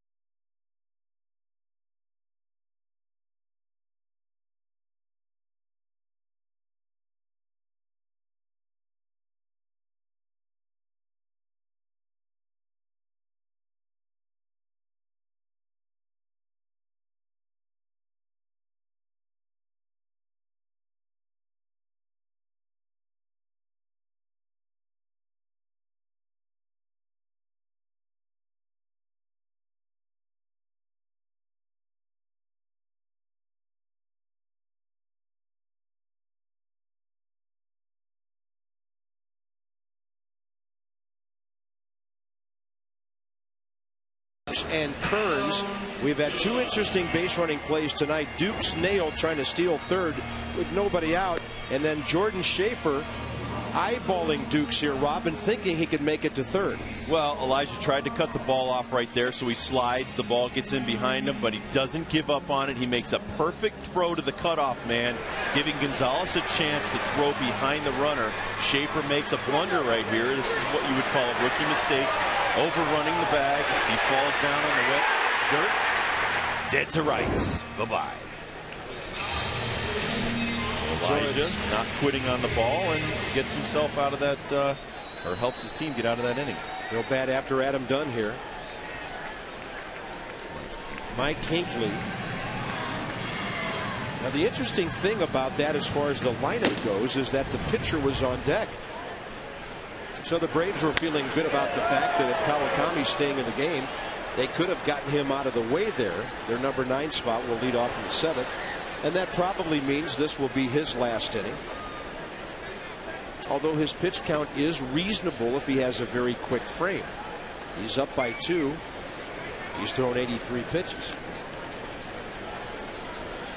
Adam Dunn, a bouncer to second. And a fly ball to left. Shallow left. Diaz made a good sliding catch. That ball's not shallow. How far is this baby going? It is gone into the hitter's eye. And Adam Dunn has his 4th of the year.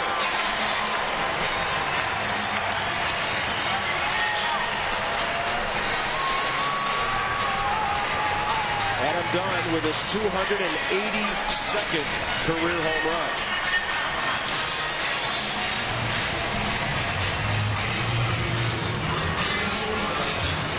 Well, you want people to stop throwing your changeups away.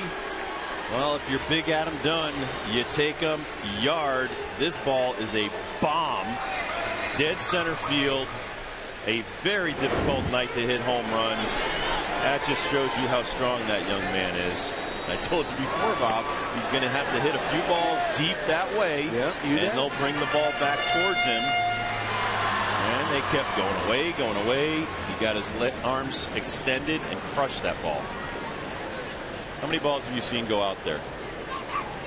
Even on a good night. Yeah, actually onto the hitter's eye. We've only had a couple that I remember in this park. You'll see a few more this summer. And that thing is still sitting out there on the hill. Why don't they go get that? And like in St. Louis, they dive onto the ground. Yeah, Texas has one of those. They kill each other going after the. Well, here's the swing. He just kills this ball.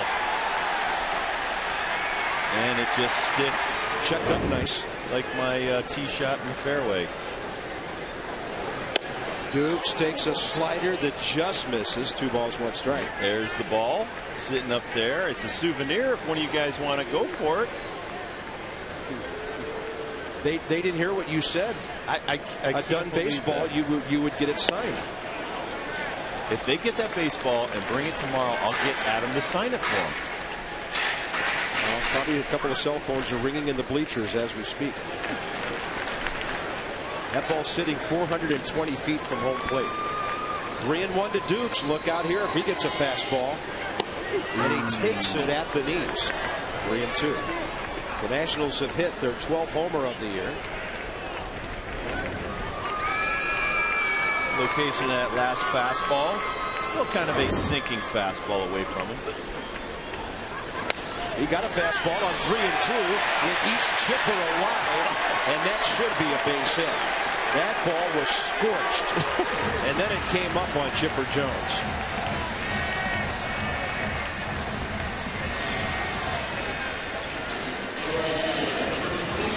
We've seen Elijah Dukes take a ball out of the stadium on the inner half there. He hits a ground ball. Tough hop right there, but that ball's hit so hard. Chipper, gamer, he put his body in front of it, trying to knock it down. You know, I just knew they were going to call that an error. To me, that is a horrible call.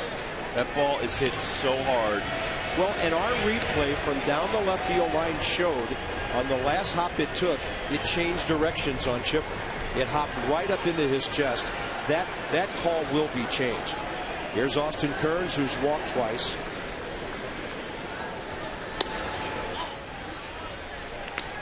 Well, he didn't like the 3-1 pitch down Broadway, but this pitch is up and in. He loves it. He hits a shot off the third baseman. I think. Why don't you ask Chipper what that was? The Chipper is not going to be happy tomorrow morning when he wakes up with a huge bullseye bruise on his rib cage. Austin Kearns, and he rips it to left, but that ball's going to hang up. No, it gets right by Matt Diaz. Dukes is off to the races. He will score. Kearns is going to third, and this game is tied.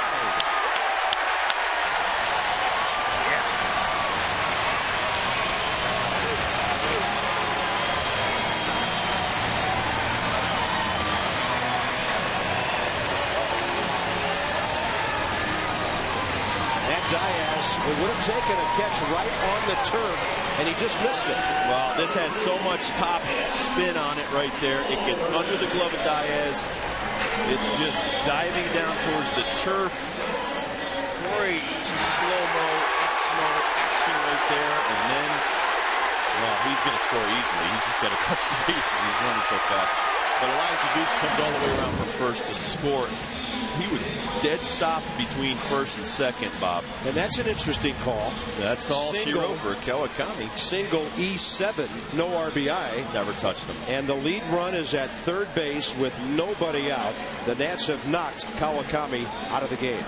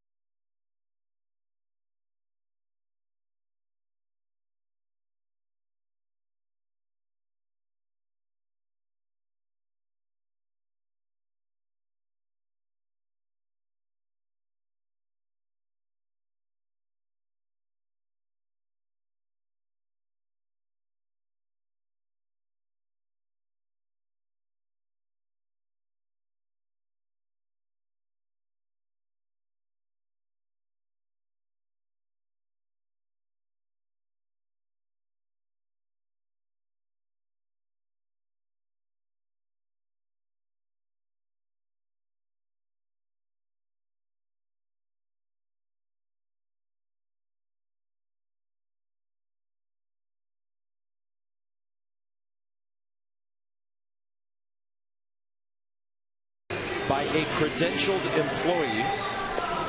So the Nats now in business here. They've tied the game in the bottom of the sixth. You know, we talk about the Nationals against the Marlins, and there's Jeff Bennett warming up. In some respects, for the Atlanta Braves, this ballpark has been their little house of horrors for the last year or so. And we couldn't catch a break against the Fish. The Nats have beaten the Braves 8 out of 10 games in the history of this park. And now they're in a position to take command here. We're getting some good breaks now. Bobby Cox plays the infield in with nobody out in the bottom of the sixth in a tie game. Jesus Flores, he's had a perfect series. 3 for 3, 3 RBIs, 2 walks and a sac fly.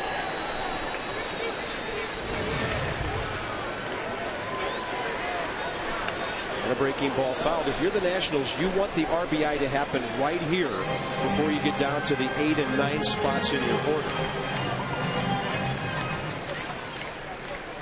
Braves shaken a little bit in the field by what's happened the last 2 at bats.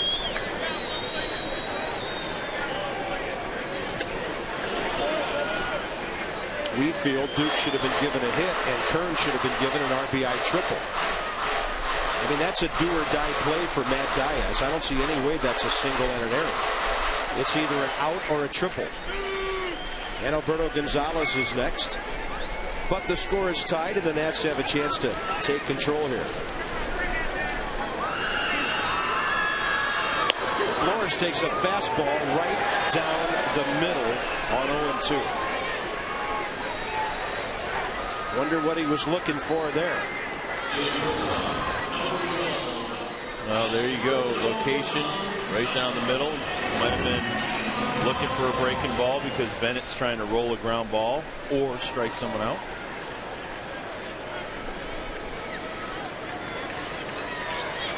Here's Gonzalez.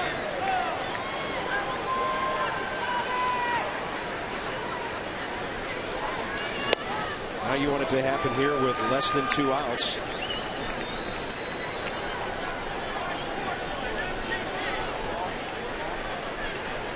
Headless Dash visiting with the big man, Austin Kearns, 90 feet away. Gonzalez swings through a hard-sinking fastball. Does every pitcher on their staff own a hard-sinking fastball? I think so. Led by Derek Lowe, and there's Josh Willingham to hit for Chiron Martis, who could be the winning pitcher eventually in this game.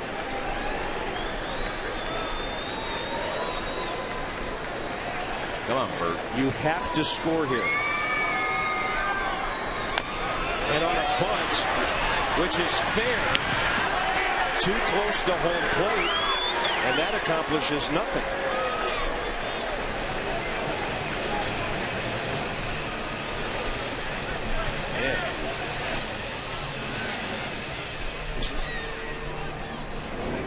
If you're bunting for a base hit, I don't know why you try to deaden it right there, but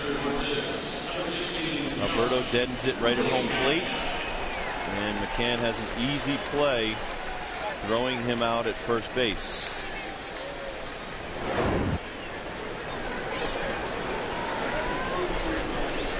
All right, it's up to Josh Willingham now with 2 outs.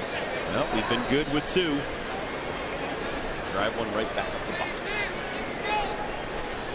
Well, Josh needs a little success. He's had the pinch hit home run, but a tough start. The bats have been few and far between at times. He's 2 for 19.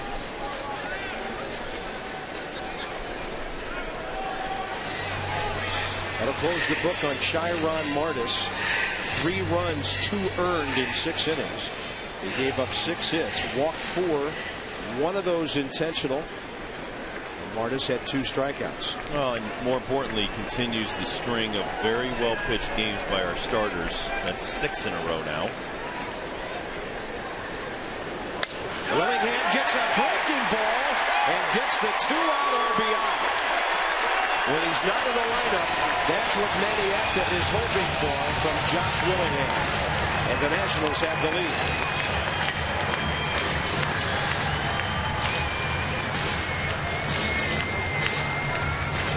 This is a wonderful at bat right here. 2 outs.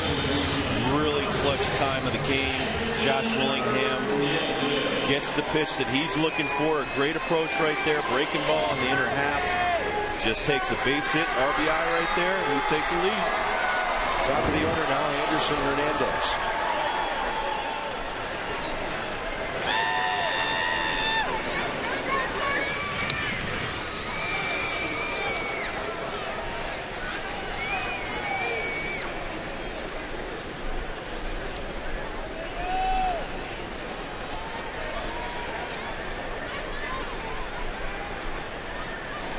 Nationals 8 hits.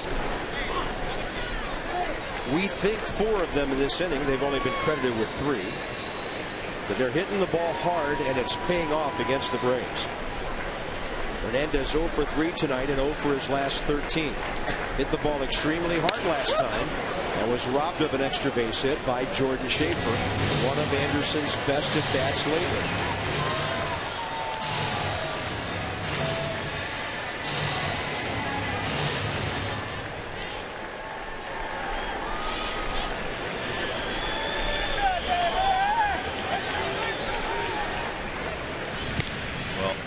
The tough time so far to start the season. This team has not quit in the game. They continue to come out and work early from 2 o'clock on every day. And that's how you work out of stuff like this. He might be able to work his way out of that slump right here. That'll help. Got a ball, base hit going the other way, staying on the ball. And now you bring up the dangerous Nick Johnson, who is swinging the bat beautifully. Hey, that's a line drive single in the box score tomorrow in the paper. And the Braves, take it. The Braves, who have two left-handers, and John O'Flaherty worked last night, do not have anybody up in the bullpen. Bobby Cox is going to ride his right-hander here. You didn't have anybody loosening up right now, so it's all Bennett right now. Got yourself in this jam, try and get out of it. They've changed Kearns' ball to an RBI triple. You were right, though. I mean, Diaz made a great play for it, but it never really touched him. How do you get a two-base error on that? Yeah. Come on, Nick. Nice double off the gap. Nick Johnson, a low and inside. This inning all started, of course, with that mammoth home run by Adam Dunn. And if you think that doesn't put a charge in a ball club. 2-0. Nick taking will make you throw a strike. Well, and that's the most frustrating thing.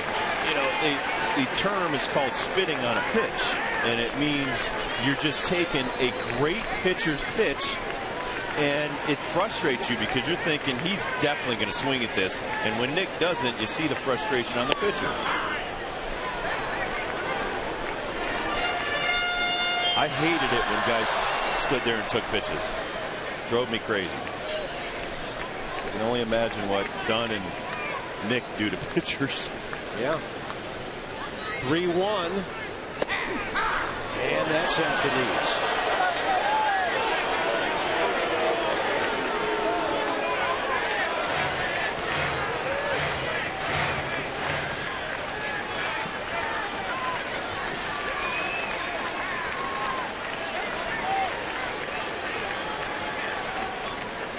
Runners moving with 2 down.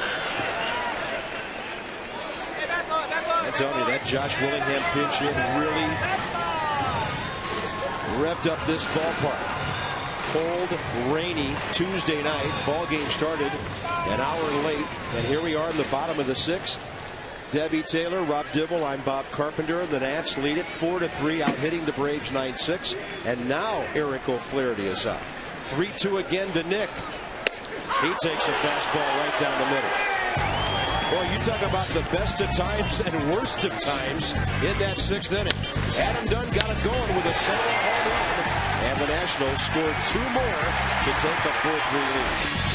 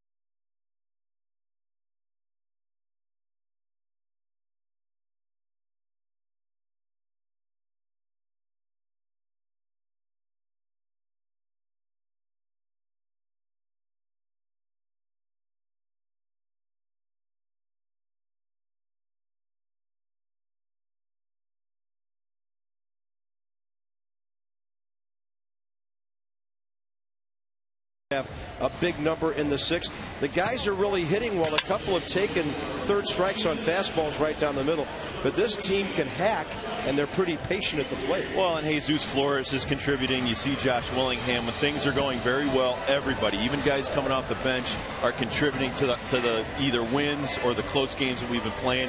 And now we're getting some breaks. I mean, that was a big break on that Austin Kearns ball, and that stuff's going to happen. And you talked about the Adam balls, and you were talking about Adam Dunn or Austin Kearns been stinging the ball, and then they start to fall, and that's what happens when you're putting the ball in play. You put pressure on the other team's defense, and then once in a while you hit a ball that maybe should be caught, and it's not. It leads to a big inning, and now it's up to the bullpen. And with Joe Beimel out, this is the Nationals' lone left-hander, Mike Hinckley, and he's been pretty steady.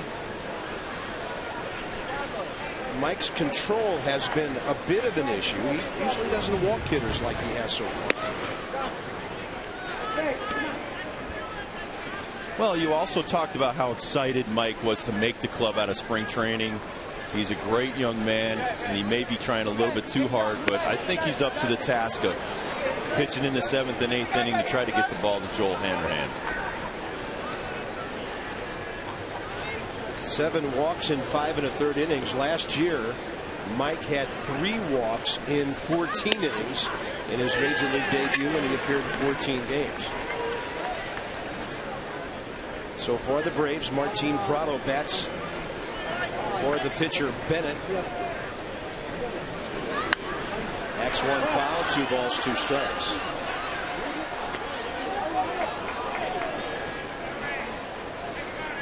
Top of the order, Kelly Johnson on deck. The Braves have single hits in the 3rd, 4th, 5th, and 6th. And Chiron Martis, despite the first inning walks, has pitched well enough to win a ball game tonight. Well, here's another thing too that I used to ask a lot of our pinch hitters, that they're looking for a lot of off-speed stuff sometimes when they've been sitting around in the cold for hours on end, and then they get up there. Zimmerman can't quite get it. Prado stings a base hit to left. I almost didn't understand that the 2-2 pitch was a big curveball. You go to 3-2, becomes a hitter's count, fastball up in his face, and most major league hitters, I'd say 99.9, and the other percentage being the pitchers, but most major leaguers can hit a fastball. So that fastball chest high, he rips it in there for a single. But what I was saying about pinch hitters, they've been sitting around, they've been getting stiff, they're trying to stay loose, and you're almost helping them, maybe because their swing is a little slower, by throwing them something off speed.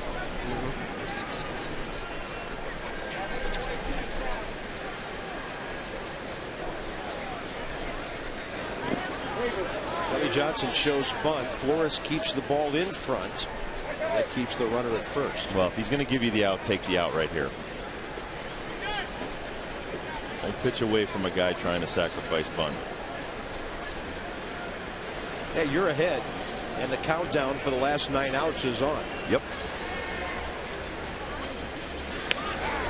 Hinckley pounces on it, wheels and fires, or should I say wheels and lobs. That was a close play. Good hustle by Kelly Johnson for the first out. That sacrifice will go 1-4. Get your red on. Ryan and the Nats, Albert and the Cardinals, starting Thursday, April 30th to Sunday, May 3rd. May 1st, Miller Lite Party Night.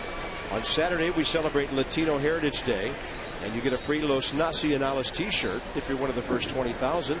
Sunday the 3rd, Family Fun Day at the park. 888-632-NATS, or visit nationals.com.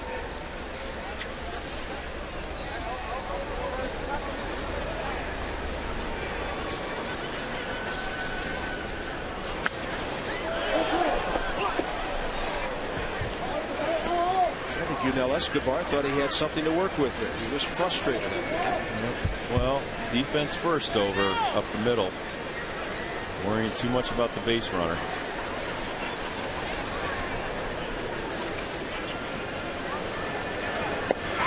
Hinckley with a breaking ball that stays outside. 1 ball, 1 strike.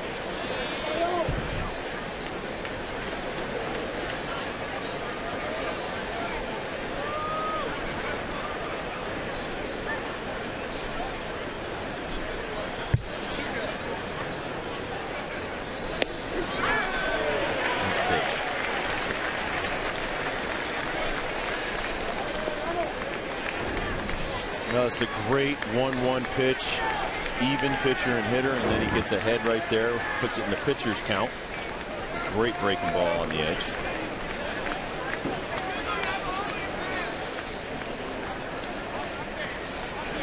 And another hook. And Hinckley strikes out Escobar, who was just about coming out of his spikes trying to get a hold of that one. 2 outs. Well, here's the out pitch right there, but that was set up by the 1-1, really big breaking ball. Look at him pulling down, left elbow, right knee, all the way down with that follow through. You make that pitch unhittable, throw it in the dirt. Strike 3. Grab some pine. Here's Chipper Jones. First pitch breaking ball had him all locked up. Well, you gotta, if you have 2 of those, and we saw from Jordan Zimmerman last night where he had one that he can throw for strikes and one's an out pitch. There's the get ahead 74-mile-an-hour slow curve, but he's also got that 85-mile-an-hour slider in the dirt. Right there. A little bit slower. Runner goes and out on a fantastic throw by Jesus Flores. And what is going on with these base runners tonight? The Braves just left their best hitter in the batter's box. Thank you. Ending the 7th inning.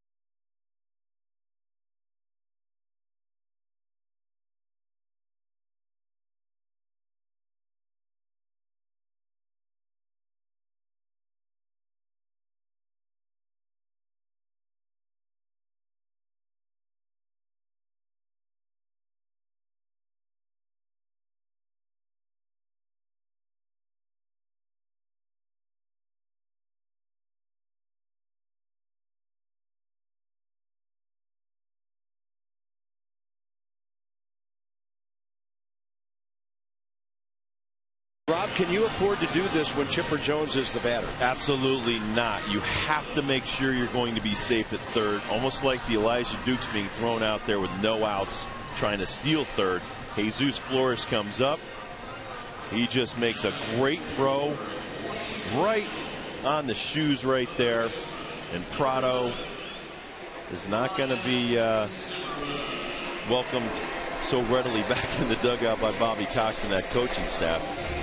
That was such a good throw. Zimmerman didn't even have to move his glove. That's Peter Moylan, the 3rd Atlanta pitcher of the night. But like you said, Chipper Jones is up at the plate. You got to use your head. You're already in scoring position. You're already in scoring position. All he's got to do is hit a base hit. Prado's got enough speed to score easily with 2 outs. Running on contact. That's just not heads-up baseball. Now, we need to find out where the Braves have been eating. And when the Marlins get here, that's what we feed them after the game. Start giving them some of the taste the Braves have when they come here. Peter Moylan, Ryan Zimmerman. Big bender outside, bottom of the 7th underway. Well, each team has had, well, the Braves have had 2 base running gaffes tonight. Nationals 1, and Washington leads by a run. Fastball tails inside.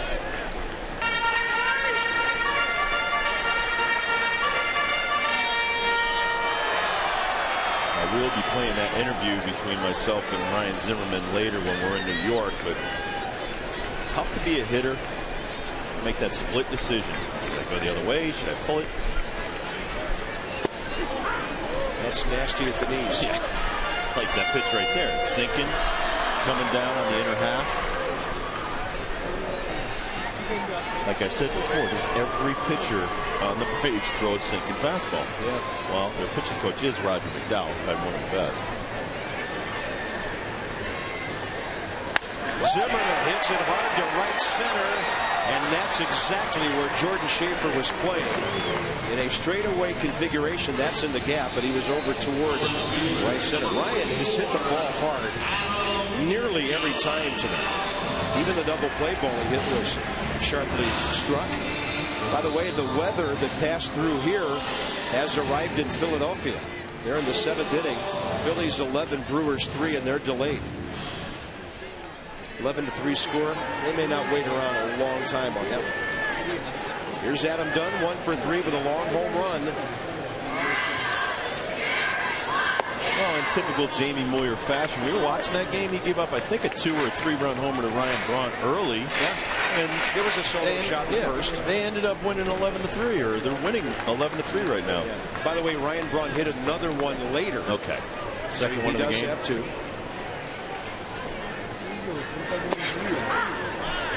This one's fun to look at again. Hey, you want to throw change-ups away to the big boy?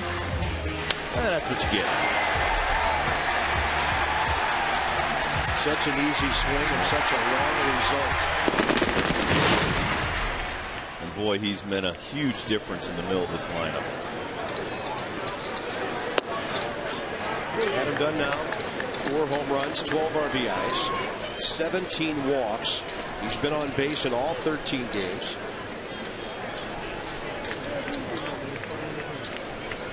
But as much as anything, the guys will tell you his commanding and fun presence in the clubhouse makes a difference. Moylan slowed his bat down there at 2 outs. Tonight's copyrighted telecast, presented by authority of the Washington Nationals, may not be reproduced or retransmitted in any form. The accounts and descriptions of this game may not be disseminated without the expressed written consent of the Washington Nationals. How y'all doing in the Diamond Club tonight? Never better, Bob. Not a bad view.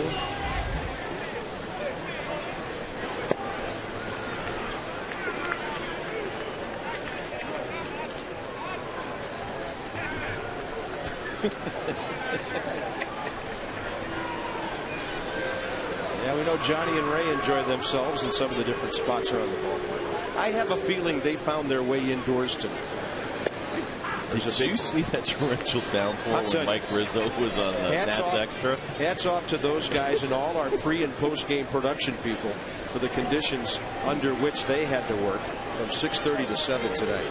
Well done, guys. It was nasty out.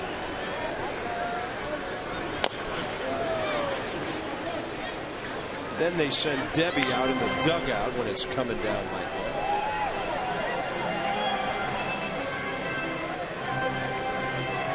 That's extra post game. Straight ahead, hopefully after another Washington win.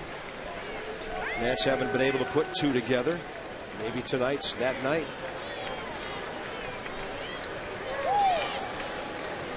Elijah 1 for 3 tonight. Could be 2 for 3. Didn't get the call on a hard hit ball to Chipper last time. That's way outside. 2 balls, 2 strikes. Don't they have 24 hours to change that? Yeah. They did change the Kearns single to a triple. You know where the official scorer parks his car? Get him. I'm not telling you. I'm kidding.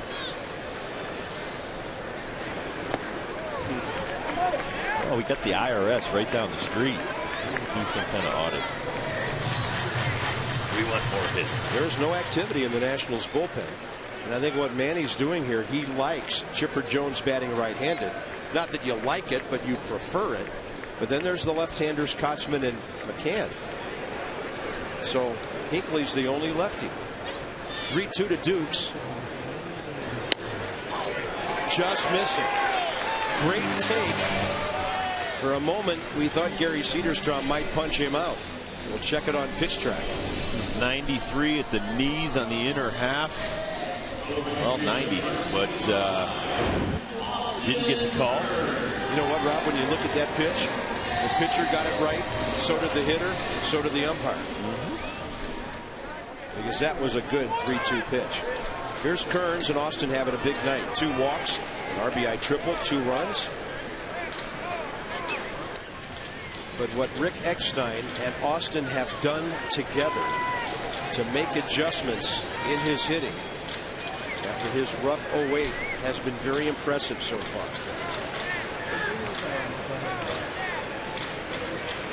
Here's Rick Eckstein with Adam Dunn. And I think we all know that Austin suffered for a while before he went on the DL with that right elbow problem on May 22nd. I mean, he was throwing bullets from right field through that. He was out from late May till the 3rd of July. And then it's tough to come back and be yourself after that. An elbow injury to a great throwing outfielder and a big power hitter. He was actually on the DL twice and missed 38 games.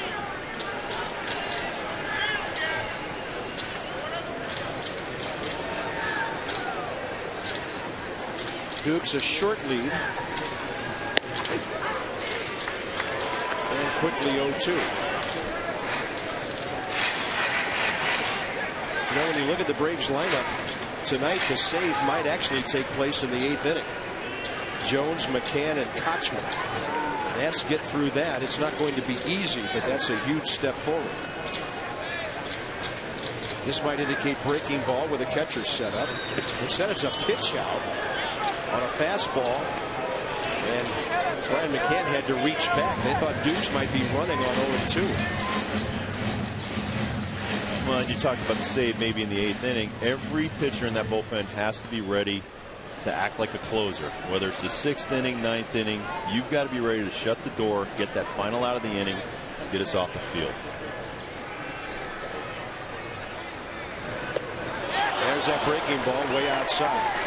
Nationals have stranded 8 tonight, but they've scored 4. And we go to the top of the 8th, and Chipper Jones will be in the batter's box again.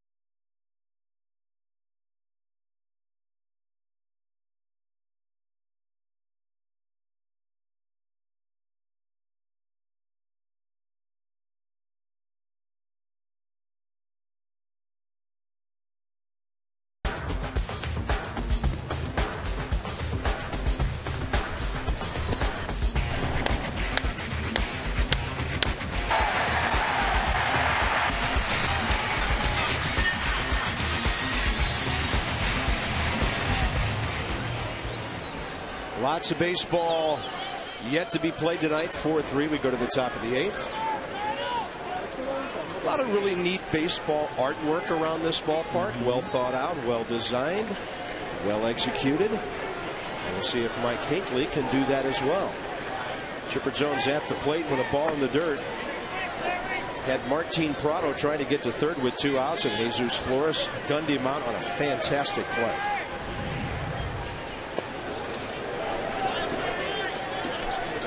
Chipper right-handed this year, 6 for 15 with a homer and 3 RBIs. So he's batting .400 from this side of the plate. You know, and I hear managers say, well, we'd rather have Chipper Jones batting right-handed. He is a fantastic right-handed hitter. But switch hitters don't see lefties nearly as often as the other side. And he's got a base hit. Wet trap. Kearns does well to get over and cut it off. So if you add that on top of the 7th inning, with Prado staying at second base, the Braves would have been tied. Well, as you said before, Maniac is staying with Mike Hinckley. He's the only left-hander available in the bullpen. Will Ledesma was sent down. And Joe Beimel put on the disabled list today with a hip flexor, I guess, strain. Right. They can call that on the left side. And he is out for 15 days. You know, even though the Nats only have 2 wins, Joe Beimel had 4 holds, meaning he put games in a position to be saved, and a 1.23 ERA. We have 2 left-handed hitters still to come in this inning, so Mike Hinckley's still in the game. Brian McCann, Nats get a break on a scorcher to Hernandez. And Chipper ran the bases well by staying home on that play and not getting doubled off first. Well, Chipper Jones, one-way lead, meaning you don't want to get picked off first base right there in that situation, down a run. And Anderson Hernandez with a great play on a kind of sinking line drive from Brian McCann. Casey Kochman, and if Hinckley doesn't get the double play here, he may not finish the inning. Big, strong Jeff Francoeur is on deck. And the Nats have Julian Tavares warming up, you would think, for him.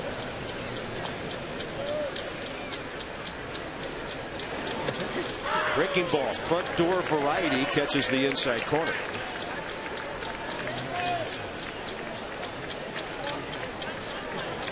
It's a great breaking ball right there by Mike Hinckley. You see it freeze Casey Kochman's front shoulder.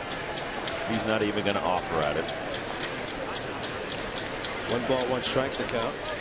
I always felt when I was facing a right-handed hitter and I was a right-handed pitcher, I always threw at that guy's shoulder.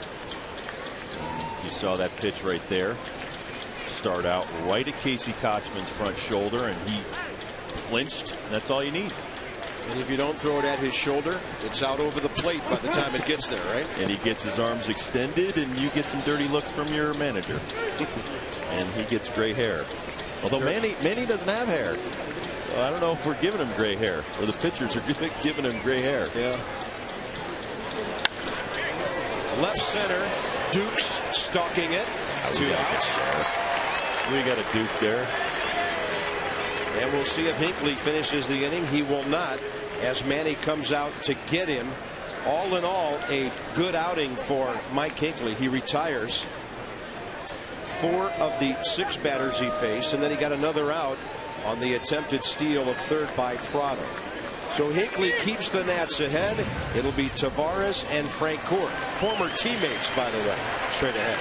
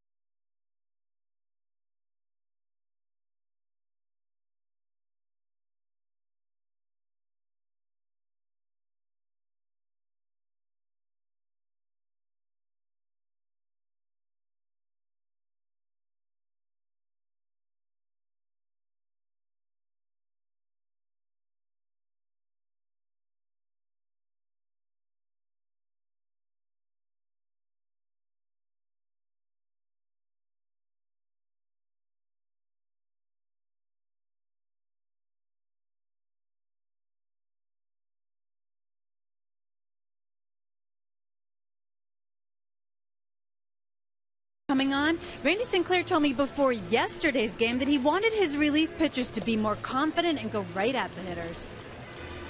I just want them to be aggressive and go out there and attack the hitters. You know, I think the guys were just really pressing so bad to try to do well. They're pitching around the strike zone. We're falling behind. We're putting guys in the hitters counts, 2-0, fastball counts, you know, things like that where they're falling behind. And you can't pitch like that here in the big leagues. I did get a chance to talk to Randy again today, and he said that what he saw last night was exactly what he wants to see. He admitted that it's been a tough stretch for the relief corps, but he likes the improvement. Yeah, pretty good last night, Debbie. 3 innings. Wells, Beimel, Mock, Hanrahan. No runs, no hits. 2 walks, 1 strikeout over those innings that saved the ball game for Jordan Zimmerman's first major league win.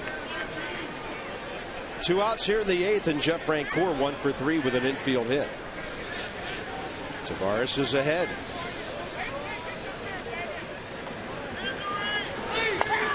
Bouncer, Zimmerman cuts it off. Short throw to second, and so far so good for the bullpen again tonight. The Nats have the bottom 3 ahead in the bottom of the 8th, leading 4-3.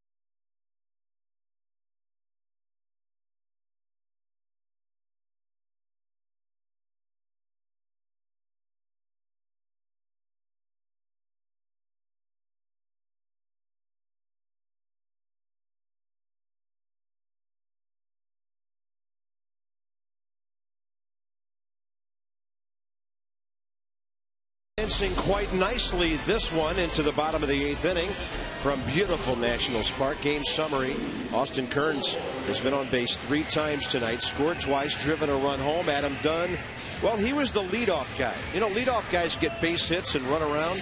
He just blasted one 420 to get the Nats going on that 3-run 6th inning. And then Chiron Martis, 2 earned runs in 6 innings and a possibility of going 2-0 on the season. We'll worry about that in the top of the 9th. Here's Flores, Gonzalez, and then a pinch hitter for Tavares, most likely, in the bottom of the 8th inning. Jesus, a double, a walk, and RBI tonight. He's 1 for 2. Mike Gonzalez, the Braves closer. They lost 2 of 3 over the weekend in Pittsburgh. They lost here last night. So here's a closer looking for work. And Rob, it's refreshing that the other team's in that situation for a change.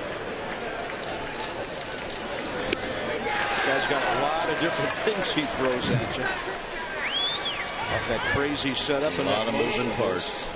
If you can't watch your Nats on Masson and you're out of town, you can always catch us on MLB.tv. 100 out-of-market games a week live on your laptop. Catch those you missed on demand. Visit Nationals.com to get you going. That's where baseball is always on. We call it the ultimate baseball experience.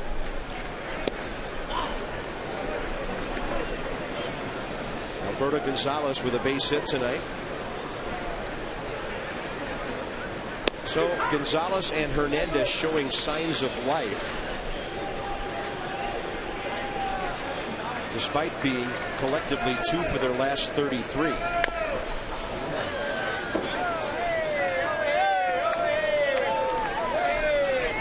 This lineup has plenty of big boppers right now. The Nats need some little guys to be standing on first base and making things happen with their legs.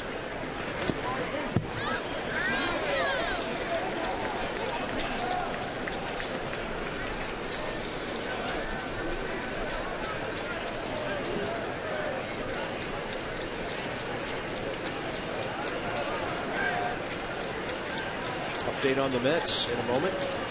A 1-2 from Gonzalez. St. Louis got 4 in the bottom of the 5th. And the Mets and the Cardinals are 4-4 now, bottom 7. Ronnie Belliard to hit next for Julian Tavares. And a 2-2 coming.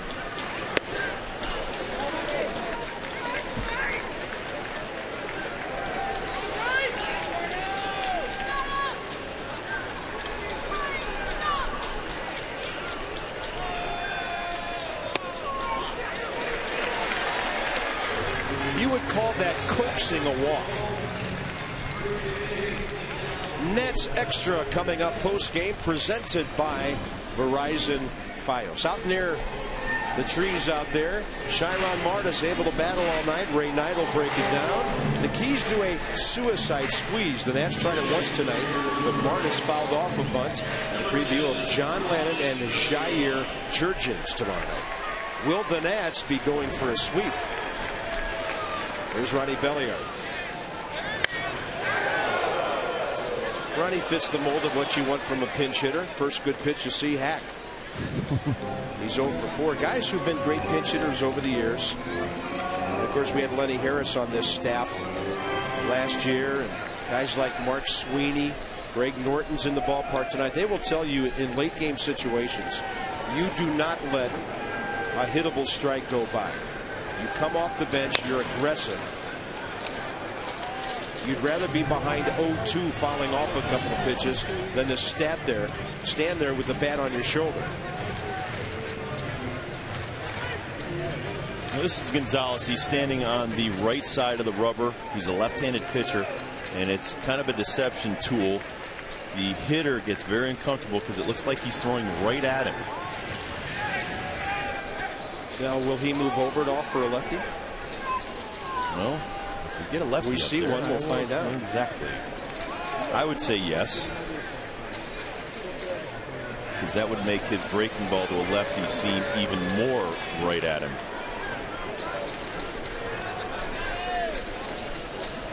Well, let's hope the inning continues long enough for Nick Johnson to bat. He's in the hole right now. Runner going. Pitch inside. Flipping into center field. If Gonzalez can get up, he's on third base. And that is a huge run over at third with 1 out. Alberto Gonzalez with his first stolen base this year. Well, Maniac is doing a lot of different things here to manufacture runs, putting people in motion. You might not think normally would be trying to steal bases late in the ball game, and that makes the bad throw even that much better as it goes into center field. And Brian McCann, a very good catcher. Alberto was 0 for 1 trying to steal for the Nats last year. Infield in, Belliard, 1 ball, 2 strikes. Too short, runner coming home, contact play, and he's out.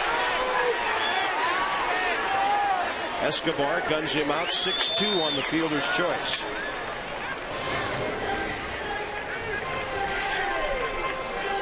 Well, Ronnie had to be swinging. He was behind in the count. Well, he makes great contact on a pitch that really ties him up. And Gonzalez going on contact right there. And he's tagged out easily by Brian McCann. You cannot get mad when guys are hustling and doing the best they can to make things happen. And in that at bat, Ronnie Belliard had 3 healthy hacks. In the 8th inning of a tight ball game, a pinch hitter often doesn't get more than 1. But I like putting people in motion, put pressure on the defense, put the ball in play. It's all good. Up and into Hernandez. Anderson tonight 1 for 4. A clean single to left last time, which was good news for him, breaking up an 0 for 13.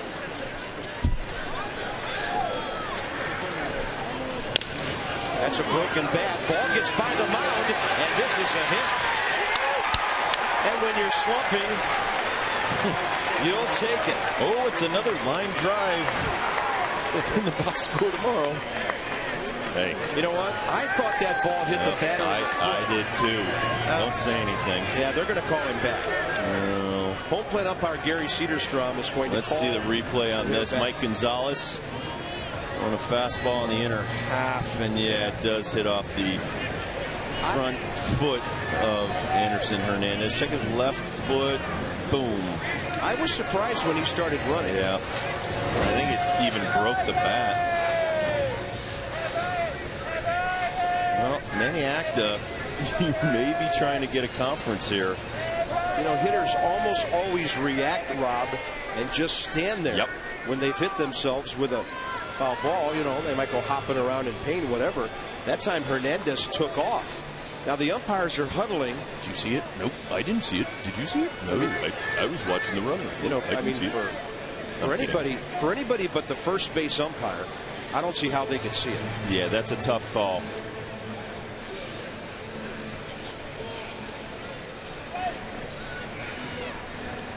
I think if it was a hit, Gary Cedarstrom would have already pointed the runners to their I think they're checking the mark on the ball too, Bob. Sometimes there is shoe polish on the baseball.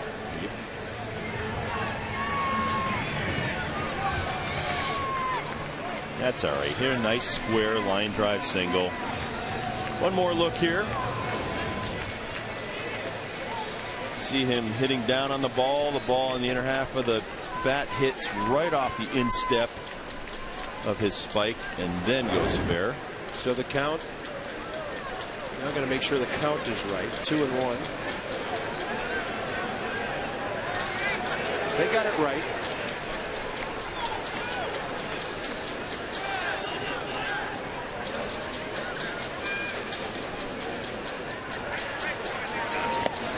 You know, but from the home plate umpire standpoint, the hitter usually makes that call for the umpire by jumping around like he's got a hot foot. That time, Anderson Hernandez hot-footed it toward first base. Well, and I think Anderson got a little lucky because he kind of twists on that front foot, so it hit the bottom of his foot. But yeah, when it does hit the top or the instep or your shin, it hurts. Yeah. You're not thinking about running anywhere. He's gone. Joel Hanrahan got his first save of the season last night, and it's a 4-3 game into the top of the ninth.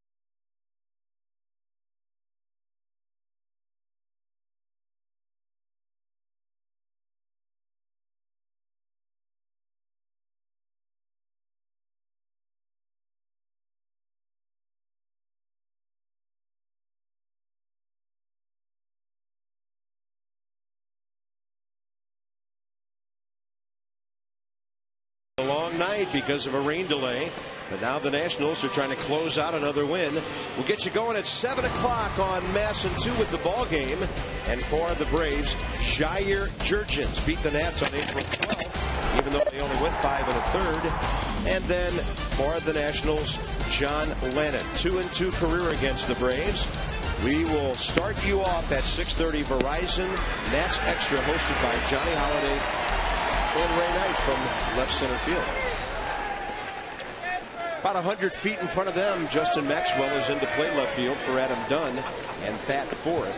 Let's hope he doesn't have to bat as we go to the top of the 9th inning. Joe Hanrahan, by the way, Rob, bottom of the order for the Braves. Justin Maxwell, he'll be wired tomorrow for Wired Wednesday. That'll be fun. He's got a ton of personality. All right, come on, big boy, bring it. Joe Hanrahan told me he was very relieved when he got that first save last night. And then he said something very funny. He pointed to the top of his head and he said, the cloud that was over me moved over to this side. He said, it's Big Pen? He said it's not gone yet, but at least it's not hovering over the top of me. All right, get your composure.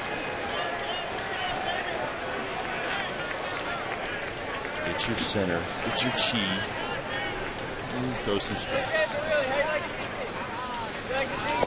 Nowhere near.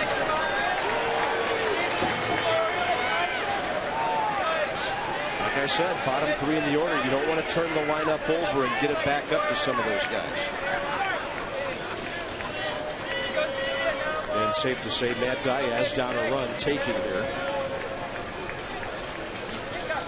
Just poured in. Yeah. 4-pitch walk.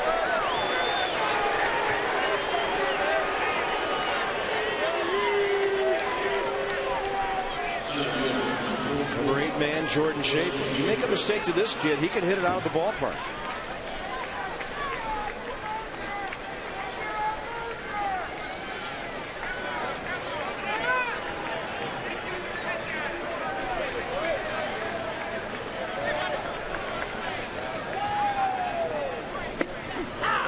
High strike. The same pitch as the ball 4. And I wasn't going to get on the umpire.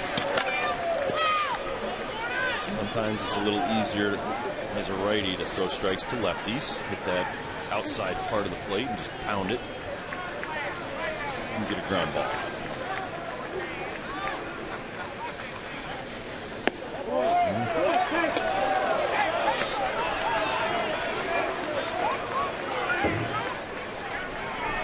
And he's fired up. He overthrew his breaking ball right there.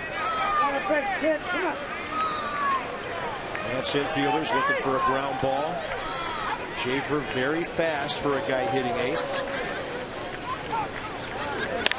Base hit. Diaz to 3rd. Hitter to 2nd. And the Nats are in trouble here in the 9th. Leadoff walks at this stage of a ball game will kill you. And now the Braves' best pinch hitter, Greg Norton, is coming in. And Joel Hanrahan's in danger of blowing a save for the 3rd time since Friday. Well, he backs up a slider that he overthrew for too much of the plate slider, and Jordan Schaefer takes advantage and hits it to right field. With his speed, he ends up on 2nd.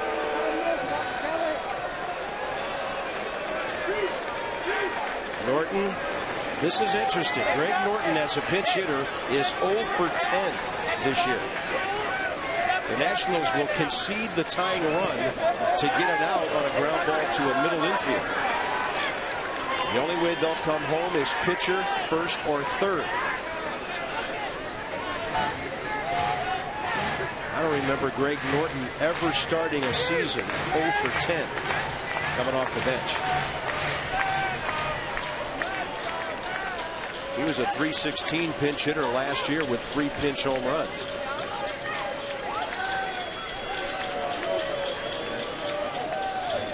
A low strike to even the count. Here's the last pitch. Fastball on the outer half.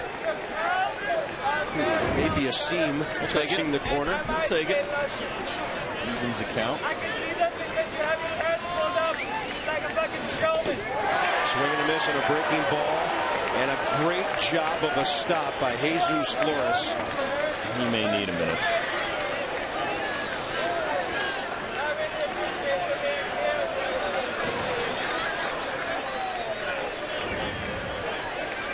This is a great stop by your catcher on an out pitch slider in the dirt.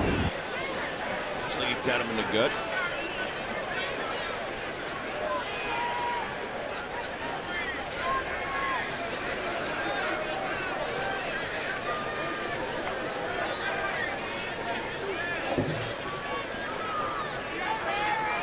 Joe Hanrahan may want to play catch with somebody for a few seconds.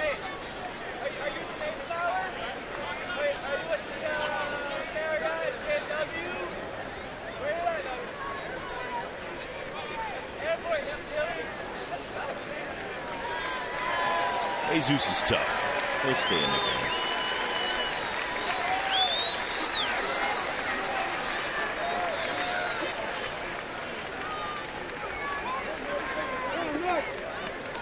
The thing you fear is his reaction time if that happens again. 2 outs, or pardon me, 2 strikes. Strikeout badly needed here.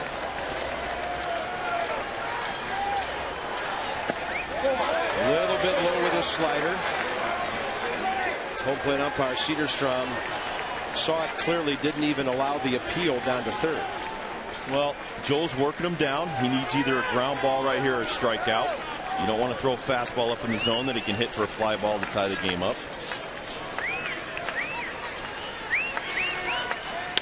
Little tapper. Hanrahan has it. 1 out. For a moment, he thought about the runner hung up between third and home. But as Diaz retreated, he got the sure out. Yeah. Get the out. Hold the runner. Billy Johnson is next. This throw looks like it handcuffs Nick Johnson right here. See Joel, great slider right there. Gets a comebacker, checks the runner. Nick. Boy, you hate to see a guy turn his glove over like that. Those kind get off the heel real quick. Yep. He's going to give me gray hair. Now with 1 out, the infield's in. Breaking ball low. Hanrahan throwing lots of hooks at the moment. No, he needs another ground ball right here because the fly ball still ties the game. Ground ball strikeout right here. Breaking ball lifted to center. Not very deep. Here comes Dukes. This will not drive in the run. Elijah throws it in. 2 outs. It'll be Hanrahan against Escobar with Chipper Jones on deck.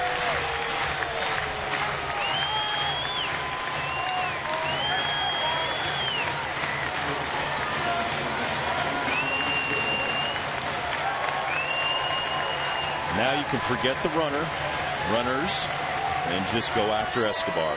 Randy St. Clair with a quick visit. Oh, jeez. You don't like this. I don't like this at all. Because all you're doing, Rob, is giving a young pitcher a whole lot more to think about, and right? I hated it when I played, and there's absolutely no reason to come out when your guy just got 2 big outs.